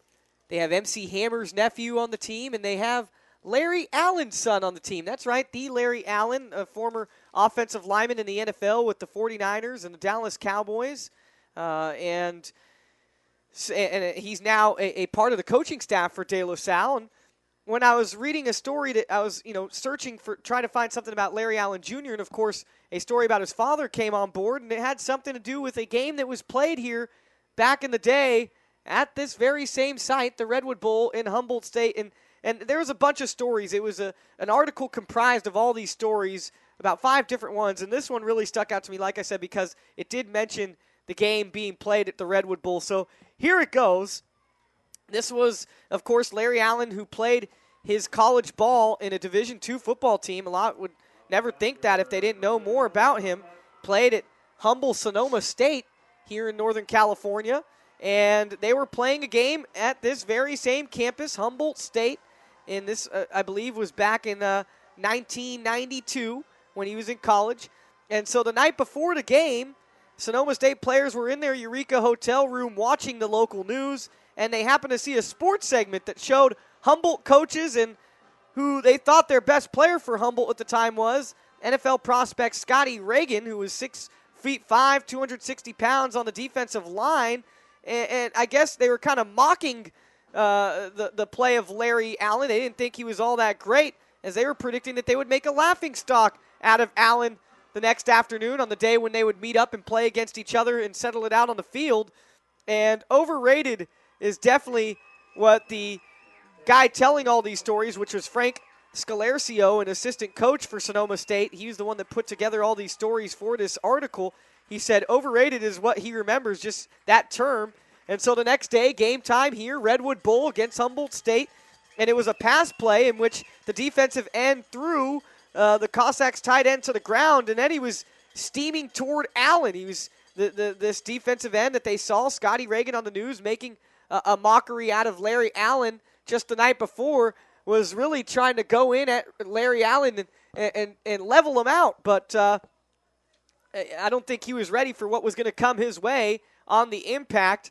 And one of the assistant coaches, Scalercio, the one who's, like I said, brought all these stories to the Press-Democrat and had them formed into an article, said the guy even had an 8-yard running head start on Larry, end quote. But when they met, Allen hit him in the chest, and then this is what the assistant coach had to say about the collision. He said, quote, Reagan lost consciousness before he hit the ground. His legs had gone limp while he was still in the air, and so when he hit the ground, Reagan tore his ACL in his knee, and he had to miss the rest of the season. Like I said, I know the relation is very few, but it took place right on this exact field. Of course, now they have next turf. They used to have grass back in the day. And just a funny story about Larry Allen imposing his will on a guy that thought he was going to impose his will on Larry Allen. And a guy you never heard of again. Yeah, I've never heard of Scotty Reagan, a former NFL prospect, but obviously it's a hit that still, the sound of it still reverberates around the Redwood Bowl late at night, I'm sure. Michael. But where you get these stories from, I'll never know. But the two teams retaking the field, and we talked about body language earlier on, a distinct, unfortunate to say this, but a distinct lack of energy from St. Vincent as they retake the field. Seemingly the whole town of Ferndale out on the field to welcome back their team out onto the field. So it's going to be tough here for St. Vincent, but they really have to rally together now. As Coach Galloway said when we talked to him, he's looking for team leadership. They came here to compete, and these guys have worked hard all season long. I don't think they're going to go out with a big-time loss here to Ferndale this afternoon. Well, Ferndale was the team that was picked by many prognosticators to win this section title in the Division 5, as North Coast Section came out with their North Coast Section playoff preview. And in the Division 5, they predicted their champion to be Ferndale. Ferndale, who is coming into the playoffs red hot at 9-1. Their offense scoring at least 39 points in the last 6 games leading up to the playoffs. One more quick thing as we get ready to start the second half. We wondered about other games going on. Of course, there's the other one going on, PlayOn Sports this afternoon, between Cardinal Newman and Marin Catholic. And at the half, well, I think we've got an upset in the works here as Cardinal Newman lead Marin Catholic 24-14. Bit of a surprise that Marin Catholic are at home in Kenfield, and you expect a little more from Jared Goff and the rest of the Wildcats, but Cardinal Newman, as we've seen over the years, always a tough team to contend with. Yeah, Cardinal Newman was a team. We were trying to remember who we saw back at Rancho Cotati the second time around. Remember, this is, folks, for those of you that don't know already, this is the 3rd anniversary of Steven and I ever working together. It's kind of a momentous occasion. We've become pretty good pals now out of the deal, whether the company has been named KBC Sports for Kurt's Broadcasting Company, or now we're under the direction of PlayOn Sports, which has been an awesome partnership. But yeah, this is the anniversary of our 3rd weekend. We covered a Division 5 North Coast section game between this very same St. Vincent Mustang squad, and I shouldn't say very same, not the players aren't the same, but they do have the younger brother of an older brother that was quite well, Farina, on that team, and they went up against St. Elizabeth. There was a championship for the St. Elizabeth team out of Oakland, in which I think really helped solidify a pretty good coaching career at St. Elizabeth for Fred Sims, and helped him get the big Division I job at Berkeley. But it was Cardinal Newman. And I'm trying to think of who Newman played, though, in that game. I know that Cardinal Newman went on to win the game. Yeah. Boy, that was a couple years back. In that back. Division III final. But try to remember that. It's neither here nor there. I know we have also covered a game at Marin Catholic before, one of them Saturday day games out there. Yeah, it was against Encinal. And, one thing's for sure is that Mazi Moyed usually has his team well prepared, especially at home. And especially with very talented quarterback that he has in Jared Goff, a guy that's already committed to the University of California. And we'll see if, like we were saying last night in the De La Salle broadcast, we'll see if that commitment stays true, being that the commitment originally happened under the direction of Jeff Tedford. And now Tedford no longer the coach at Cal. And check this out relating to the game at Amador and De La Salle last night. There's a fan walking up the stands in an Amador Valley Dons football sweatshirt. It's crazy to see out here in Division 5 territory, but maybe he has some family or friends that are playing for both of his teams. As second half underway, kickoff bounces out of bounds. Ferndale lets it roll out of bounds. Flag will fly due to the kick gone Alry. Well, that's not the way St. Vincent wanted the second half to start by any stretch of the imagination. Illegal procedure call against St. Vincent, and so that will aid the Ferndale Wildcats and push them even closer towards getting into the end zone, as the ball will be placed at the 35-yard line. In that game, we covered Cardinal Newman against Encinal. It was 35-7 on December the 10th, 2010. As Cardinal Newman went on to win the Division III championship that year. Thank you, Stephen, for looking that up. And so it's Chambers. No-look handoff to his partner in crime there. And for the Ferndale Wildcats, that is going to be Zach Rocha. Yeah, Sean Cole-Affrey and Gio Gonzalez combining on the stop. They didn't have a lot of success stopping the inside run in the first half, so hopefully this is a sign of good things to come here for the St. Vincent defense. For Ferndale, it's now going to be 2nd and 10. They had 2 receivers lined up to the left. One of those receivers came across in motion, which was Lang, who took the handoff on a reverse, or not a reverse, but just a fly sweep run. And Lang will get tackled, wrangled down just a yard shy of first down yardage. That's a perfect example of the versatility that these Ferndale players have. They can use Townsend not only as a blocking tight end or as a fullback, but they can also have him line up as a receiver. And that time with Lang on the end around, Townsend's in front blocking for him. It's 8 or 9 easy yards. Ferndale definitely has a cast of players that can make big plays. Once again, it's Lang in motion. He does not get the ball. Instead, it goes to number 8, Jacoby Hughes, who lines up in the backfield as a running back. He's normally a receiver, but we've seen Jacoby Hughes get a couple of handoffs tonight. And remember, that was I'm sorry, correct me. I don't know. I forgot the name of the man we were talking to from the Eureka paper, but he was saying that is going to be Ferndale's X factor. He feels he's the best defensive back on the team. Neil Toppy of the Eureka Times Standard. There we go. We'll have to give all the shout-outs to the gentlemen that we've discussed the game with here, but they've been an immense help with our preparation. Yeah, definitely thanks to Neil Tarpey, and a member of St. Vincent as well is Chambers, keeping it himself on an option-designed play, and saw that he wasn't going to get anywhere running behind his right tackle as he almost ran into his right tackle. And so he bounced off of that area and opted to go outside, finding some room along the far side towards his team's sideline. And he gets close to a first down on his own carry, an 8-yarder. Yeah, and another person we'd like to say thanks to is Gary Von Raysfeld. Yeah, definitely thanks to Gary. He's a member of St. Vincent's staff. He does the median statistics, and he was a massive help to us once again. So certainly a lot of thanks to Gary. And also thanks to Coach Galloway for having some time to talk to us for a little bit. Townsend trying to pick up the short yards for the first down, and he does. And so Ferndale will move the sticks once again, just as they have done brilliantly all afternoon. Well, it must be a great feeling for Chambers knowing that his running backs are so capable here, where he wants to use the power of Townsend, the shifty moves of Hughes, or just the outright speed of Lang. It's a great place for Ferndale to be in at the moment. But all three guys running the ball today have looked sensational.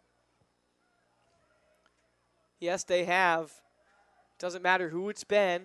Lang, Hughes, Townsend, Rocha, all have done a pretty good job of finding the open space and exploding through it, as does this runner here. It is Rocha on the carry, and Rocha brings the ball down inside the 5-yard line of St. Vincent Petaluma.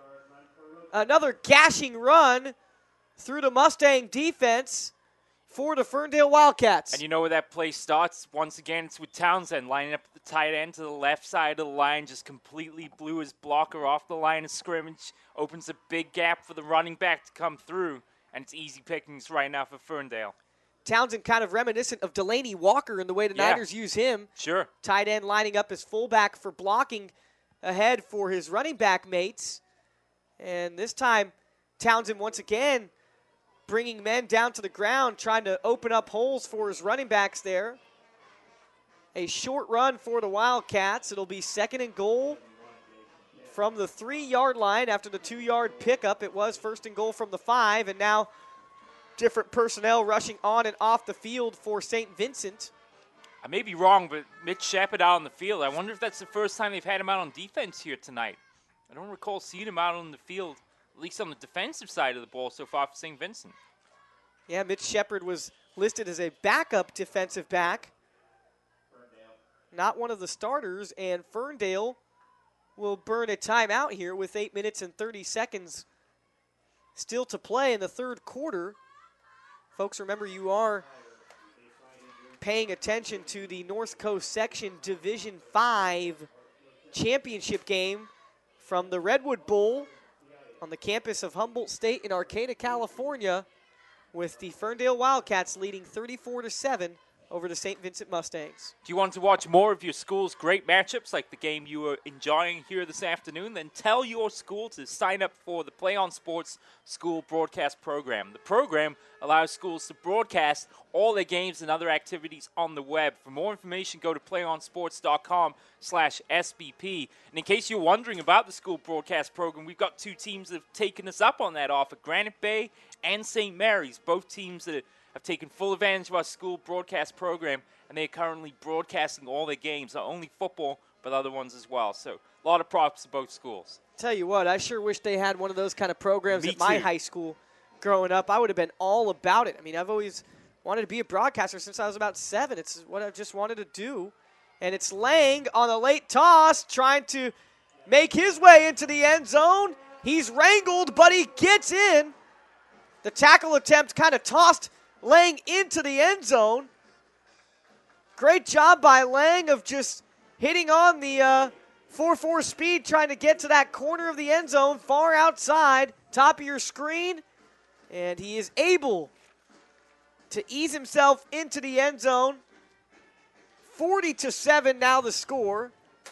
This game defying all kinds of heights and levels here as far as how big can this blowout get for the Ferndale Wildcats. Extra point is directly through the uprights, making it a 41-7 score. A hat-trick of touchdowns for Lang on the day, and it's a big ask of Zach Smith to try and drag him down there over on the far side. But really, at this point, from that close to range, Ferndale had no shortage of running plays they could have chosen to get into the end zone. And like I said, Zach Smith kind of tried to toss him around like a rag doll, and in doing so, I think if he just would have went head up with Lang, he might have stopped him. If he would have tried to make like a brick wall, he might have prevented Lang from getting into the end zone, but the way he kind of tackled Lang and tossed him around, he pretty much tossed him into the end zone. So safe to say now, I think St. Vincent playing for pride at this point, down 34 here with 8:24 to go, third quarter of play. Well, the cheerleaders aren't giving up. Their pom-poms on the ground now, but just a couple of seconds ago, they were doing all they can to rally up the fans, and now there's some guy in a hooded black gorilla costume. I wasn't sure what that was. Doing his best to try to get the crowd in a frenzy, and well, he's trying. I'm going to give him credit. yeah, right. I mean, he might have been better off had he had like a gorilla mask on. He has the full gorilla body, and then up top it's just a regular hood. You can see his face. The sights and sounds from Arcata, California. We were able to check out the downtown, stopped off at a cool little bakery before the game, enjoyed some sweets and treats, and now it's St. Vincent on the return, that being Armani Yektaparist, and he took a shot in the back at the end of the play there. Yeah, The helmet Yektaparist. right in the back from Wyatt Stanley, and concern here for he's back up on his feet, but that's a big shot he took there on that return. Yektaparist wincing down on the field, but he is able to get up.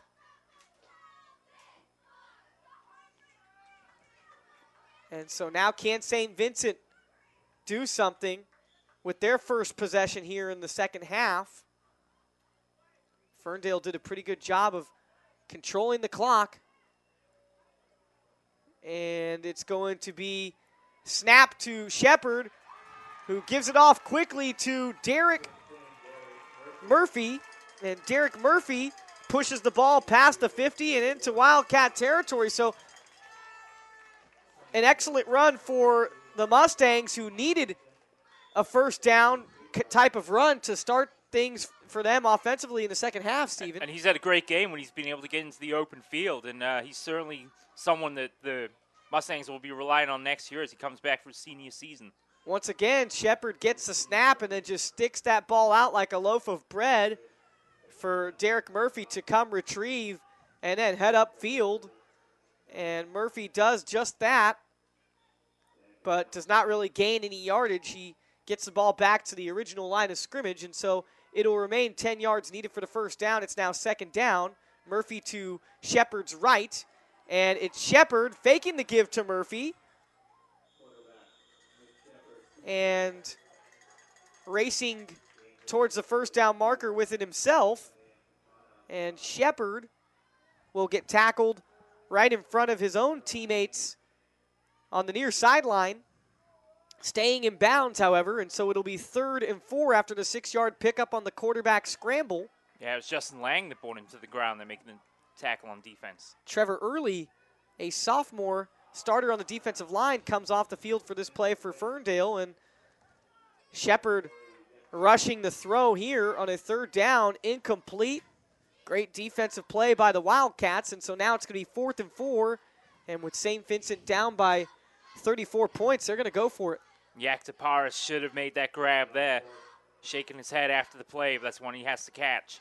Trips to the left, receiver to the right, and once again, it's the Ferndale Wildcats causing havoc up front.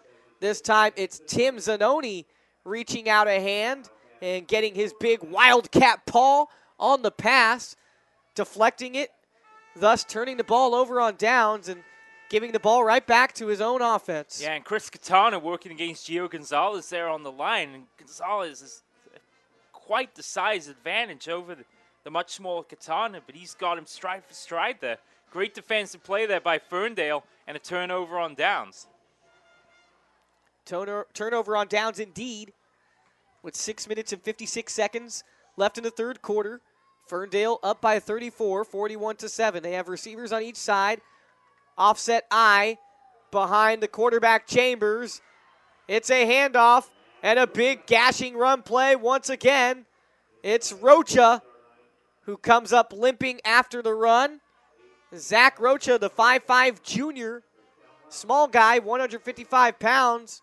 As Steven alluded, a heart of a lion out there. And another first down run for Rocha. Yeah, these guys are certainly getting their carries in today. Rocha, Lang, Hughes, and Townsend. And the De La Salle parallels continuing as their running backs. We thought for De La Salle, everyone looked good, whether it was the starters or the bench players. It's Chambers keeping to himself and gets a real nifty block laid out in front of him by Wyatt Stanley. Wyatt Stanley absolutely blowing up Zach Smith out there on the far sideline, creating room for his quarterback to roam. You know, he's a guy that we haven't called his name a lot today in terms of production out on the field, but his blocking both on offense and defense has been spectacular, and there was a perfect case of it there as he completely blew a Mustang player out of the way, enabling Chambers to scramble for the first down. And you don't think Stanley's going to get a lot of balls coming his way in the passing game, but, man, he's a talented blocker out there to be sure. Here's the option. Ooh, they got away with that.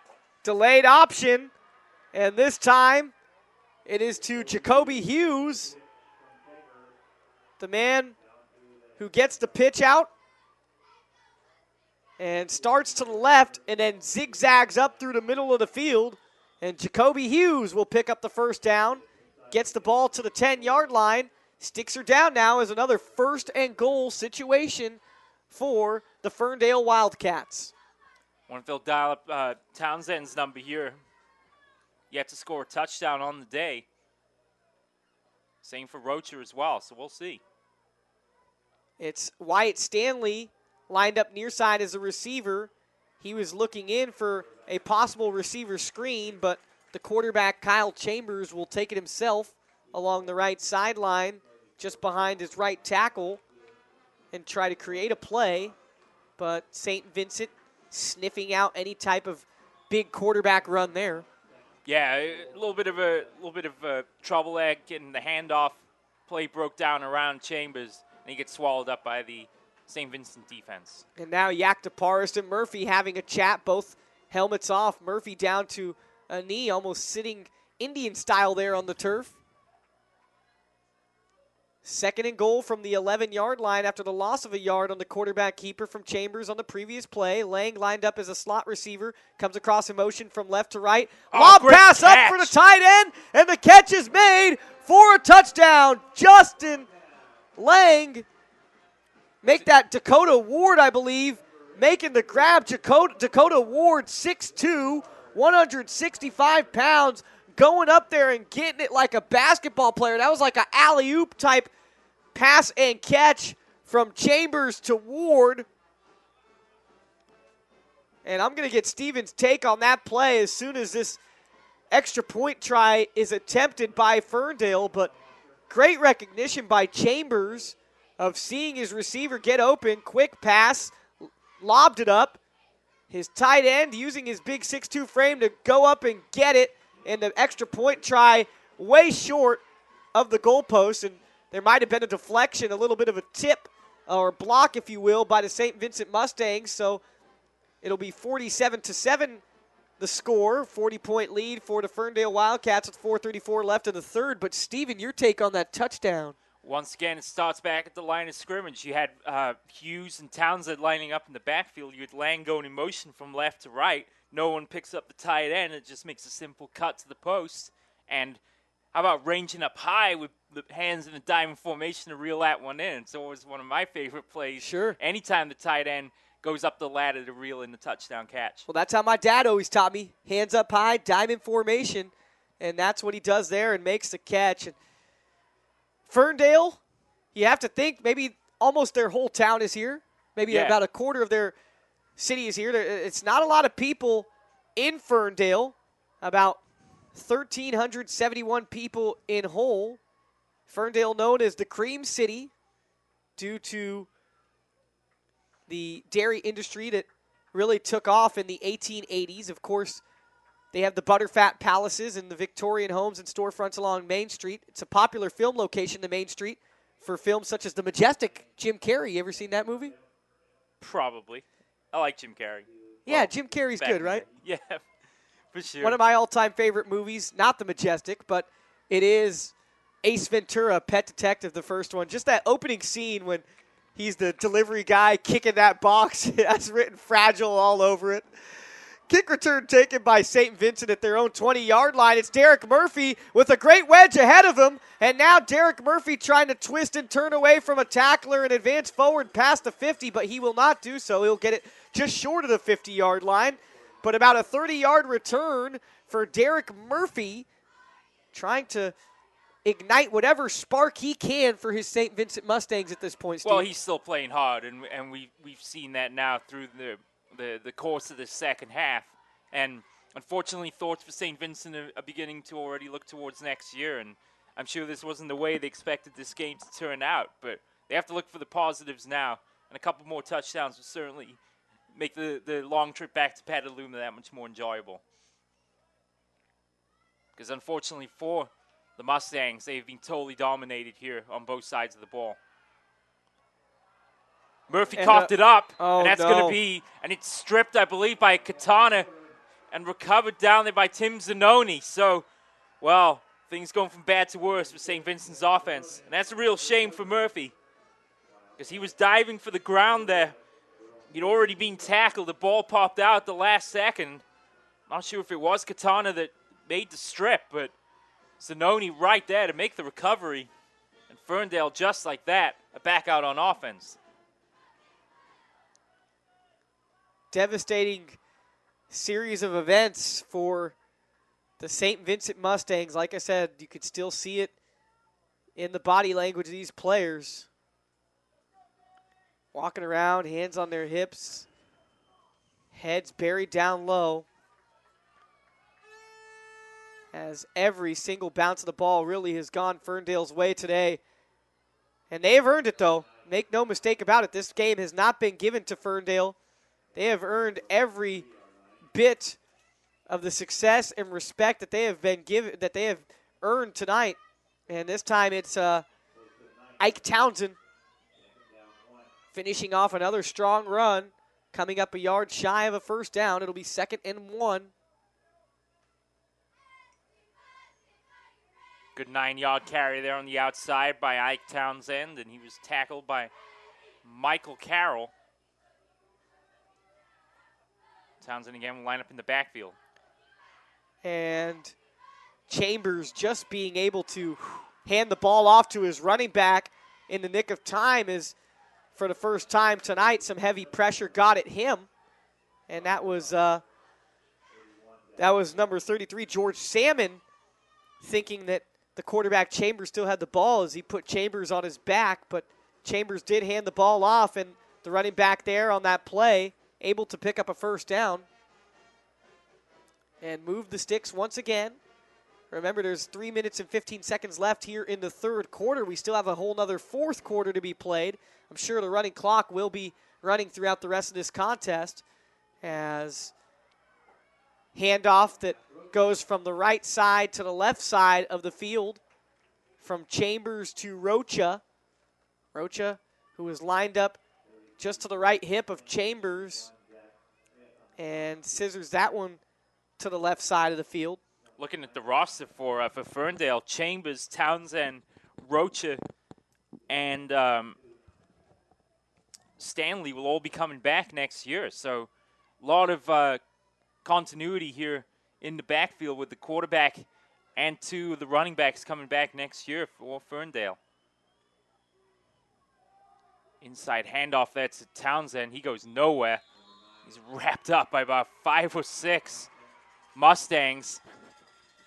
A little frustration perhaps setting in now, as it took what seemed like half the defense to drag down Ike Townsend on the play. And thank you for having my back, Stephen. As I was also looking at a roster, I was looking at St. Vincent's roster and the fact that they will graduate 14 out of their 33 players that made the mission for this game today, which means that they will still have a pretty good number of players returning. But then again, you have to think that a lot of the underclassmen got called up just for this game, so they're still, and most of them not even really seeing considerable action. So they're going to almost have a fresh team. They definitely lose all their big-time athletes. You talk about Shepard and definitely Michael Carroll and Yekta Parist, all leaving after this year due to graduation.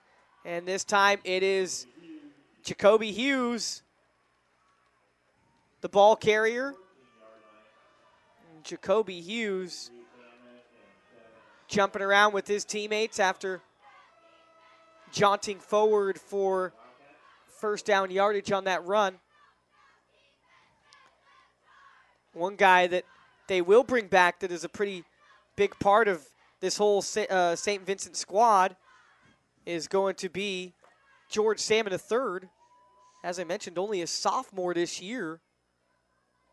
That guy, one heck of an athlete, was on the varsity baseball team last year as a freshman with Yekta Parist, Shepard, and Carroll. And Ferndale with another run to the left side. And you talk about those guys playing baseball. They lost last year in the North Coast Section Division 5 semifinals to Valley Christian of Dublin. A very close game. 5-4 was the score in that one. But it seems as if all the guys produced in some way or fashion. Michael Carroll was a starting outfielder in that game, 8th hitter in the lineup. He went 2 for 3 with a single, a triple, and 2 runs. Also reached on an error. 2nd and 6 now with the receiver split to each side in the offset I formation. Pro set really behind Chambers, and it's Rocha inching that much closer to a touchdown as he brings it just to about the 1 yard line. Yeah, if it wasn't for Patrick Garcia over there right at the goal line to prevent Rocha from getting in, that would have been another Ferndale touchdown. Shepard in that playoff game, 1 for 3 with an RBI. He's the quarterback here tonight. Him and Yekta Parist carried the same numbers from baseball onto football this year. Shepard wearing the 5, Yekta Parist a 22. Last year in that game, 1 for 4 was Yekta Parist. And, of course, Salmon, 1 for 3 with an RBI. Ferndale trying to taste the end zone for what would be their 8th time tonight. And St. Vincent steps up in a huge way and denies them that opportunity. Alexander Jokomo right there to make the tackle on the goal line. Got a little assistance from his fellow defenders. That's a good way to end the third quarter in a game that's had very few highlights for St. Vincent. A goal line stand here would certainly help. Really quickly, before we cut to a commercial break, just want to emphasize the points of how well these guys did at baseball, though. I mean, just showing their athleticism. Carroll with a .917 fielding percentage last year. It was pretty good, and he also was hit by pitch 9 times, which means he could sure make an outbass Latin, knows how to get on base. Shepard batted .353 on the season with a slugging percentage of .529, 9 RBIs driven in. Yekta Parist batted .397 on the year with a .526 OBP and a .548 slugging percentage to go along with a .969 fielding percentage. No errors on the season for him. He had 4 doubles, 2 triples, and a home run on the season, and was pretty good in the stolen bases department as well, 12 for 13. And then, of course, you had the guy that was perfect on stolen base attempts in George Salmon, 11 for 11 in stolen base attempts, batting .310 on the season, 66 plate appearances. Also was pretty good as a pitcher, going 1-0 with a 0.84 ERA. Of course, Yekta Parist, a spotless ERA in 6 appearances as a pitcher. So there's always baseball season to look forward to, right? There is always baseball season to look forward to. Zach Farmer, before the game, our producer, had on his Giant shirt and then changed into his PlayOn Sports shirt before the game started. Said he didn't want to wrinkle up his PlayOn shirt, and I respect that. There's a handoff inside to Hughes, and he's in for the touchdown. Yeah. And we have seen that. Well, we've seen a run play into a touchdown, but is that the first time we've seen Hughes into the end zone, Steven? It is his second touchdown of the day. Second time we've seen Hughes into the end zone today. It almost looks like nightfall is upon us here in Humboldt. Is starting to get a little bit darker. And there goes the Ferndale band. Very classic, very old school and traditional. The way they sync up with their cheerleaders and just the kind of moves that the cheerleaders are pursuing. And now a fake on the extra point try. Really trying to show off and just continue to rout the Mustangs. But it wasn't to be had for the Wildcats there on that fake. Lang, the thrower, and he comes up short, trying to get it into the hands of Jacoby Hughes. 6-foot receiver. Steven? Quick score update from Kent Field. Cardinal Newman, after 3, leading over Marin Catholic 31-21. So the third seed Cardinal 12 minutes away from a date with El Cerrito in the Division III championship game here in the North Coast section, be played on Friday night. Cardinal Newman and Central Catholic, very familiar opponents.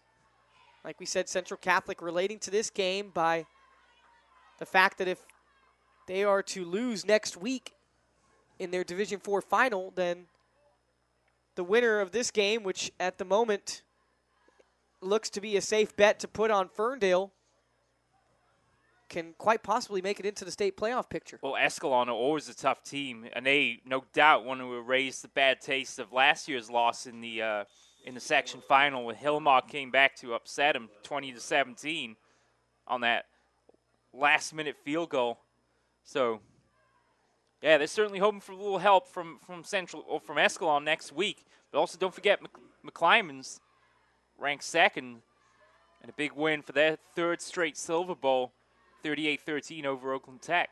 Escalon, who is a Division III team, looking to beat up on a Division IV team so that perhaps Ferndale can get into the state playoff picture. St. Vincent to return the kickoff.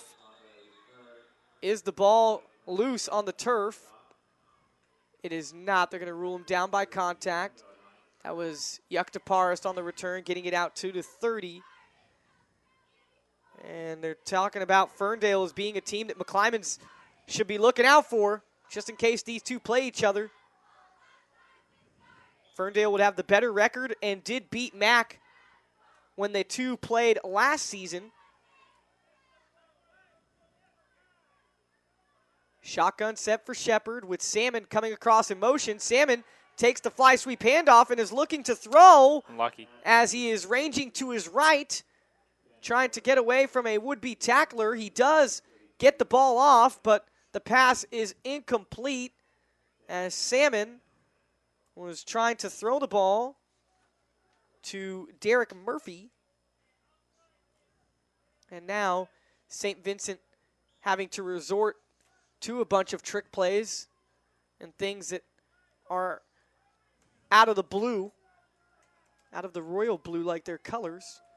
2nd and 10 now, and it's Shepard taking the shotgun snap and jogging to his right. Oh. And he throws a ball that was deflected up in the air and had a chance to be caught by the receiver downfield, that being Austin Salazzoni.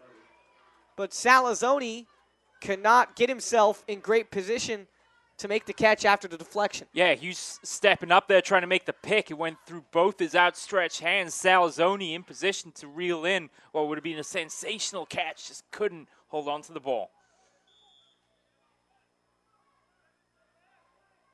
And so now St. Vincent and Matt Shepard trying to bark out some audibles here to his offense. 4-receiver set with Murphy being used as a blocker ahead of Shepard. And Shepard throws a dart which is complete to his receiver Patrick Garcia along the far sideline. Garcia making the catch just at around the 45-yard line of St. Vincent. It'll be the 44-yard line where the refs spot the ball and place it. And Garcia then he made a tremendous catch and lost his footing underneath him, almost dropped the ball. Luckily, he was able to get there in front of two Ferndale players to recover the fumble. This time, 4 receivers, but 3 of them to the left side, bundled up, and a really great grab there. Great use of the hands by the receiver for St. Vincent, Michael Carroll. Just sticking out those hands. He must have them high-tech super grip gloves. I thought he was going to drop it at first, but he was able to keep great concentration on that pass and corral the ball in for a first down grab, extending the Mustangs into Ferndale territory. And now a counter play for Shepard, who keeps it himself. And it'll be Shepard who picks up about 6 yards on the quarterback rush. It'll be 2nd and 4.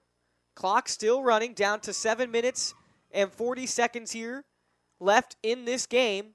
And it's Shepard once again faking the counter run and keeping it himself left side. And Shepard will be tackled before going out of bounds,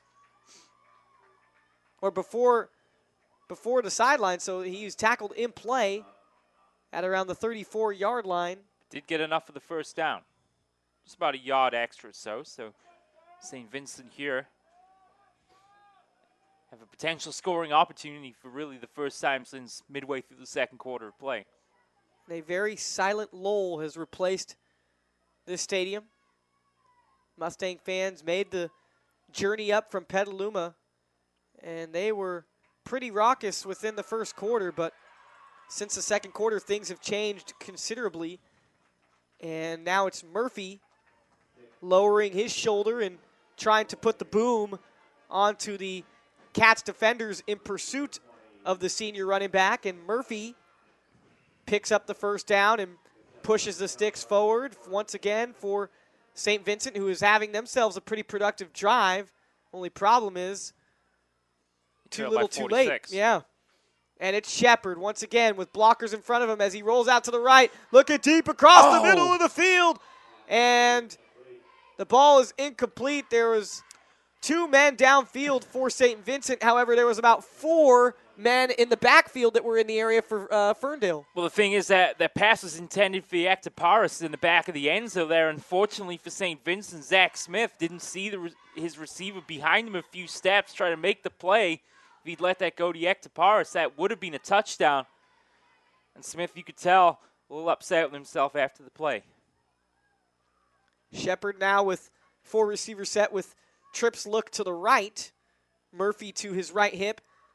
They faked a quick receiver screen out to the right side and give a delayed draw handoff to Murphy, who dances around and jukes out a couple defenders.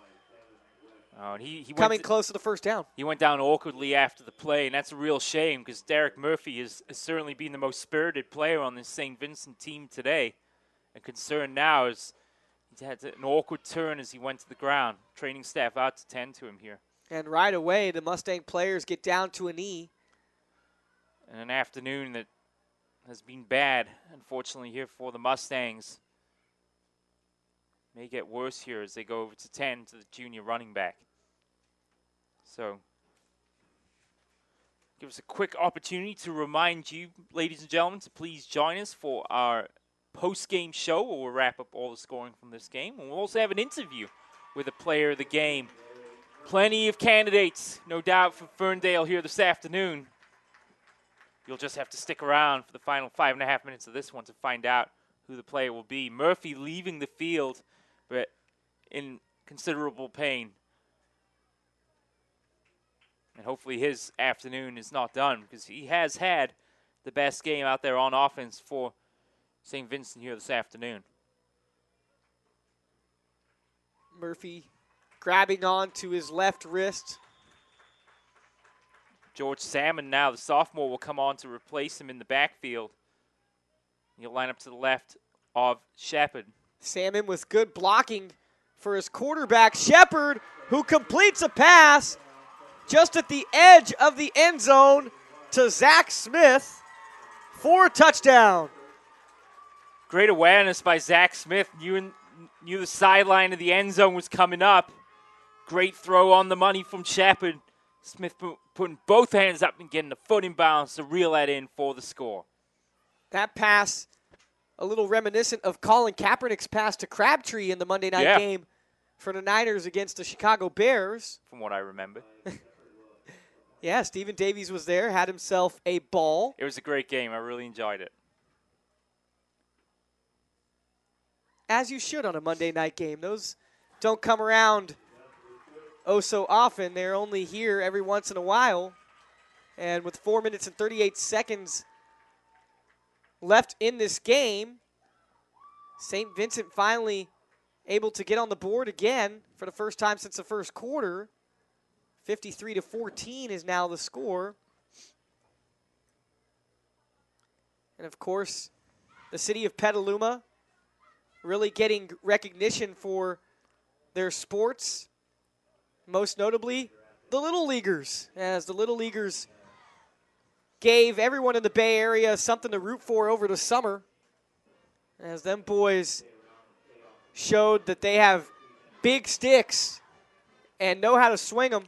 And there was a game, the semifinal game, in which they were battling it out to see who would represent the U.S. in the Little League World Series, as Petaluma represented the West region. They were going up against a team from Tennessee who represented the South region. And at one point in time in that game, the team was down by a huge margin. They were down in that game, as I'm looking for it, 15-5 going into the final inning, as St. Vincent attempting the onside kick. And good hands by Paul Gregorian there on the special teams play. Unfortunately, about 2 yards shy of the 10-yard mark. And so they will have to kick over.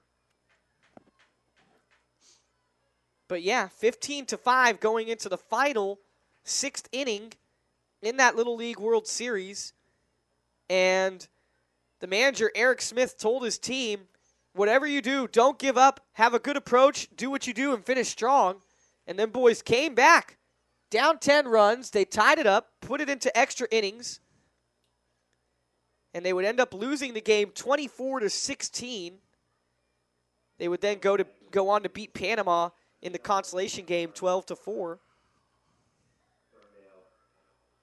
But, yeah, the city of Petaluma gave them something, you know, because for the longest time I felt Petaluma always had the bad rep, was always recognized as the place of the whole, you know, Polly Klaas, you know, murder incident. And finally it shone some light above Petaluma. And, of course, your team, the Oakland A's, Johnny Gomes from Petaluma. Yeah, that's right. He was a big sponsor of the Will the A's bring him back after they I hope so. made the trade to acquire Chris Young? That is yet to be determined. Oh, and Zach Farmer, who's up on the latest MLB transaction, said, Mike on the mic, I don't know where you've been living. That's a done deal. He is already out of Oakland and on with the Boston Red Sox. Johnny Gomes. Stephen Davies shaking his head in disbelief.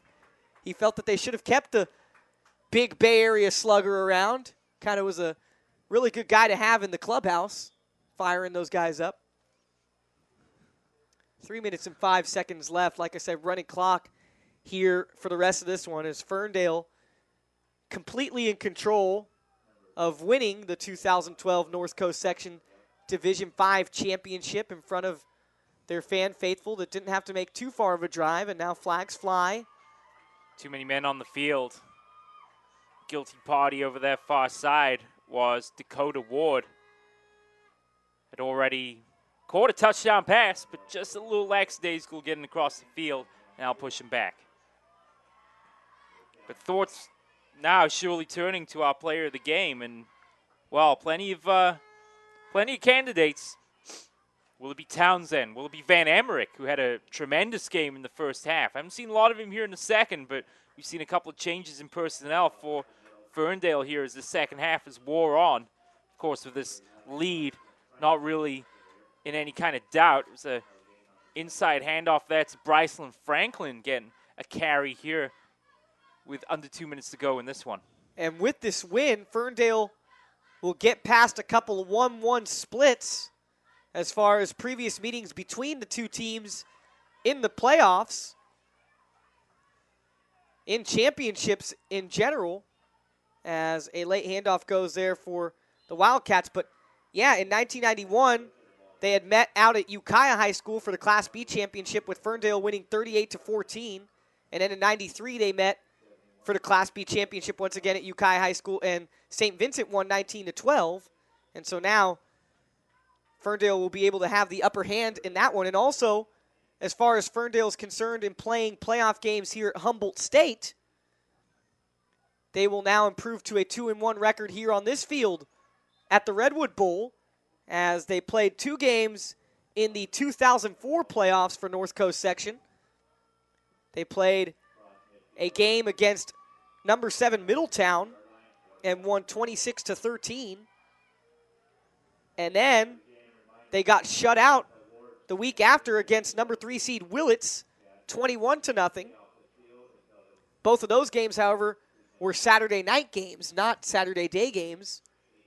So this is the first Saturday day game in which Ferndale can say they have tasted victory on this field here on the campus of Humboldt State at the Redwood Bowl. Punt nearly blocked for Ferndale, but they are able to get it off and down it just inside the 20-yard line.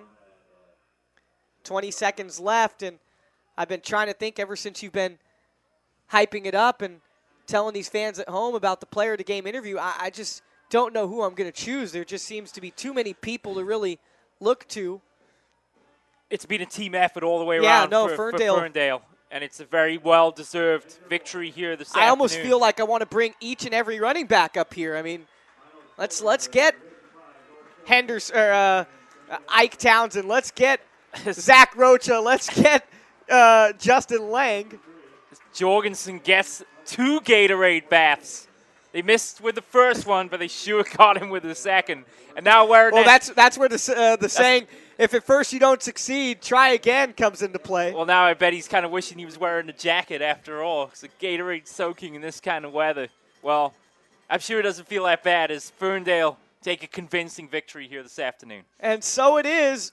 The Ferndale Wildcats, decked out in all red, they are your 2012 North Coast Section Division V champions in the sport of football. Their first championship ever at the Division V class. Their 17th championship appearance today, and it's their 13th championship won out of 17 appearances. Like I said, their first championship won as a member of the Division V. Dates back with their first one taking place all the way in 1975. They won 2 in the 70s, 75 and 78. Then in the 80s, they won 3, 1980, 81, and 84. Then in the 90s, they were really able to rattle off quite a dynasty, winning back-to-back 91, 92. Then they had one in 94, and then once again back-to-back 96 and 97 before taking championships in the 2000s as well, 2002 and 2007. Like I said, the 13th overall championship for the Ferndale Wildcats here at the Redwood Bowl on the campus of Humboldt State in Arcata, California. And it'll be the St. Vincent Mustangs who will finish as the runner-up. And a bitter taste will be in their mouth for the rest of this off-season, as they will get ready, most of these football players, for other sports, as I know a lot of these guys play 3 sports, football, basketball, and baseball here at St. Vincent. I don't know if that's the case at Ferndale. But it will definitely be a long off season until football resumes again. And I'm sure the players that will be playing football again next year can't wait to put on the pads for St. Vincent. And for the ones that are graduating, I'm sure that there is going to be a moment of sadness that's going to hit them, whether it's right now or just later on at any time when they start to think about it. I know that when I played my final high school game, it was a sad ending just to know that you're more than likely not going to play at the next level. And it's even more crushing, I think, when it comes after you've made it to the championship game despite all the odds. And this is a team that hasn't put together a winning season since 2009, the St. Vincent Mustangs, and yet they make this journey and finally get back into the playoffs. And a tough season for them.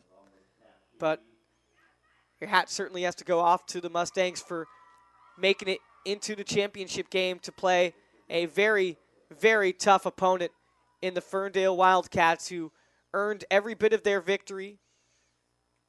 Their 13th championship may have looked easy, but I'm sure if you ask the players and the coaching staff on the field, they will say that it did not come easy. And cheerleaders giving one last final "Let's Go Mustangs" chant as right now the players with their helmets down on the ground for Ferndale.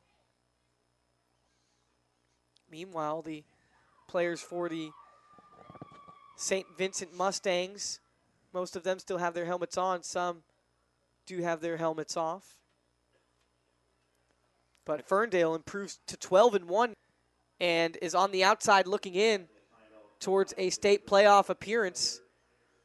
You know that they are thankful to be in the position they're in right now, but they're going to try to get an early Christmas gift if they can. They will be asking Santa to deliver a Central Catholic loss next week to Escalon in the Sac Joaquin Section Division IV title game. Stephen, before you go down there to grab your player of the game, how about first your final thoughts on this one, and then I want to know who you're thinking for the player of the game. A dominating performance all the way around by Ferndale. 7 touchdowns on the ground with a touchdown pass to Dakota Ward thrown in for good measure. Unfortunately for St. Vincent, I think they were outclassed from the beginning, and the difficulty they had at the line of scrimmage holding down this Ferndale team was apparent to see pretty quickly. And even though they played a good game and certainly tried their best, Ferndale a much better team on the day. And as far as player of the game, well, you know, I'd like to see a defensive player take it for once. But, sure. You know. Well, I think I'm going to agree with you if you're still rolling with the guy that you had initially planned out, because he really did have his way against the offensive line for St. Vincent. And I really think that he got Shepard out of a rhythm early, and it persisted throughout the rest of the game. And Hunter Van Emmerich, I think, set the tone early on in this game, and it was pretty apparent early on that Shepard was going to be scrambling all over the place to try and make something happen here. And, of course, he tried his best, as did all the Mustangs out on the field here today. But Van Emmerich was really the focal point of that defensive front. And then it paid off with his other players, with Townsend and with Katana also making big plays up front for Ferndale. It's not often that we get a defensive player up, but on a day where Ferndale scored so many points on offense, they really set the tone back at the line of scrimmage. Well, I'm a firm believer in that defense wins championships, and yes, they did score a lot of the time. I mean, 8 scores on the day, pretty impressive, but I don't think they get those 8 scores without the defense playing the way they did today. And so I like your pick. I will second that pick, as Hunter Van Emmerich I better go get him before is our player of the game. Bus back to Ferndale. So yeah, sure. Back in a bit. Steven's going to go get him, folks. We'll go to a quick commercial break, and then I might come back just in case it takes Steven a while, just to go on my final thoughts here on the post-game show. So don't go anywhere, folks. The post-game show presented by PlayOn Sports will be coming at you in just a few minutes. Remember, folks, the final score once again here is the Ferndale Wildcats number 1 seed, winning by a score of 53-14 over the third seeded St. Vincent Mustangs of Petaluma. Folks, we'll be right back here. You're listening to Play On Sports coverage of the North Coast Section Division 5 championship game. We can get a player up here. Oh, that's good stuff. All right, perfect. Prepare a Wiley Ballard graphic. Do you want me to start the stream? Start the stream. Camera 3. Beautiful. We're coming in on 1. For more information on how your school can join the Play On School broadcast program, go to playonsports.com/SBP.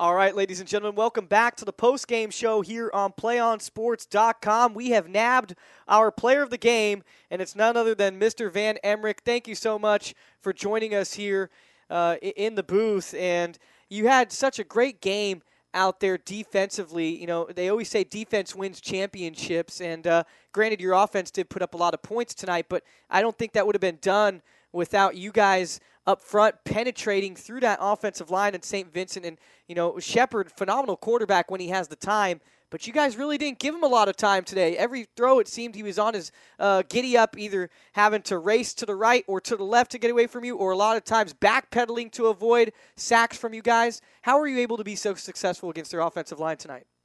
We just got a really amazing D-line, real fast, big and strong. I think that really helped us out there today. Was there any techniques that you guys were employing for today that you knew you'd have success, you know, or just kind of just bull rushing them? It seemed like you guys didn't really have to do much. You just got in the backfield rather easily. Yeah, I think we have one of a faster D-line, so just use our speed to our advantage, full in a few stunts. Well, now you guys go to 12-1 on the season. You've won 10 in a row now en route to winning this Division V championship medal. It's been quite a season. Winning 10 in a row to get, 9 in a row to get here. Now 10 in a row. You guys had a very close call in last week's game. What was that like as final minutes, almost knew that your chances might have almost been done at that point? Yeah, it got really scary in the end there, but our team just keeps on fighting. We eventually pulled through. Just keep the spirit up. And I'm sure Coach has a lot to do with keeping the spirit up. He's been around now for 22 years with this program. Just your relationship with Coach Jorgensen and kind of what he's meant to you throughout your career as a football player. And yeah, he's an amazing coach. I mean, he's so he's just like a friend. I don't know what to say about him. He's great at what he does. Right. Now, you guys, with the win today, put yourselves in a pretty good position to still be alive for the state playoff picture. Of course, now they've added that game, the regional game, so that helps out a lot of teams. Now it puts two teams eligible to go up against each other to, represent the North in the overall CIF state bowl games. And McClymonds already clinched their seed yesterday by winning the Oakland section with the Silver Bowl victory, and you guys are kind of on the outside looking in. Of course, Central Catholic rated just slightly higher than you, but they still have a game to be played next week in their Sac Joaquin Section Division IV final game against Escalon. If they happen to lose that game, then you guys are in playing MAC. This is going to be a two-part question. First off, what would it be like to get to play in that state bowl game or state playoff game, have another chance to keep playing, keep the season going? It'd be amazing. I mean, no one wants their season to end. Yeah, when you have more options to go on. Yeah, I mean, no Ferndale team's ever gone that far, so that'd be great. And then, of course, there's been news made of last time you guys playing MAC. Although you did get the win, there was a little bit of controversy there with some of the way the behavior of your fans, according to MAC, and also Salesian seconded that by saying that your fans could be a little bit rowdy at times. Is there a personal rivalry there with MAC, or if you guys do have to play them, are you guys anticipating that game with maybe a little extra something to it, or no? Yeah, they would definitely be out for revenge, but just gotta keep our heads up, ignore the fans, just play through it. All right, and final question before you dip out of here. Your hometown known for Guy Fieri is a popular guy. Have you ever met Guy Fieri? Is he ever just? Yeah, I've met him a few times now. Pretty cool guy. Yeah. Yeah? Yeah, he's cool. All right.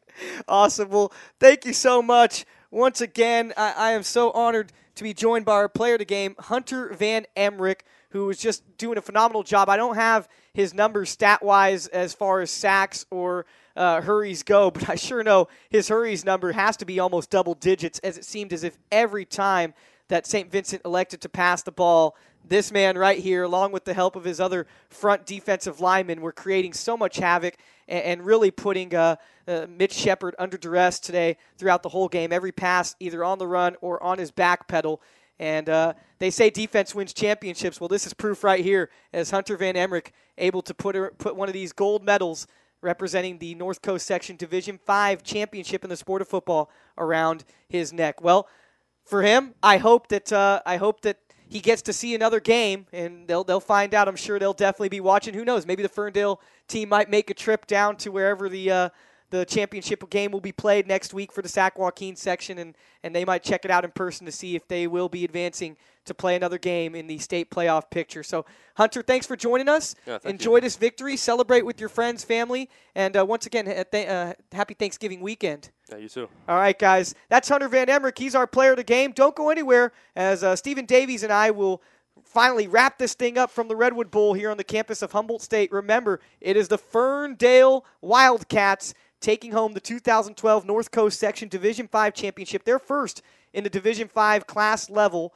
by a final score of 53-14, a rout here in grand fashion on Thanksgiving weekend. And this guy played a big part of it. So don't go anywhere, but folks, we'll be right back. We can get a player up here. Oh, that's good stuff. All right, perfect. Prepare a Wiley Ballard graphic. Do you want me to start the stream? Start the stream. Camera 3. Beautiful. We're coming in on 1. For more information on how your school can join the PlayOn School broadcast program, go to playonsports.com/SBP.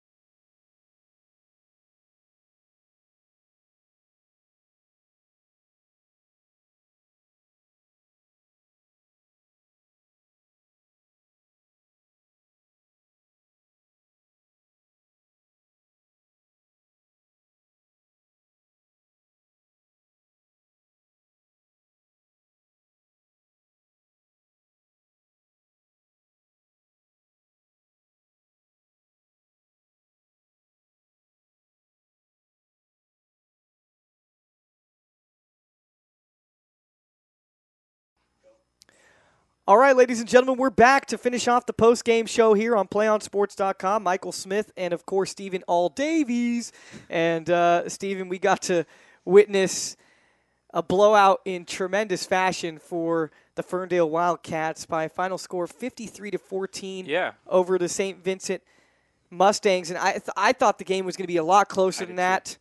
But our player of the game and the rest of his defensive front really – we could have put all four of them up here in the booth. I don't know if they would have all fit, some pretty big guys, but they really were the key today in the victory, the 13th overall championship for Ferndale in the North Coast section. And they just, every time Shepard was under duress, and that's a tough way to have to play the quarterback position. It is, because they snuffed the run game out early on in the first quarter. It was apparent that they were going to struggle running the ball. They had to go to the pass option. They had to go 3, 4, even. I mean, at one point we saw 6 wide receivers out in the field. But Van Emmerich, Catalan, and the other gentleman. Early? I couldn't remember his name there for a minute. They just made it so tough on Shepard all day long today.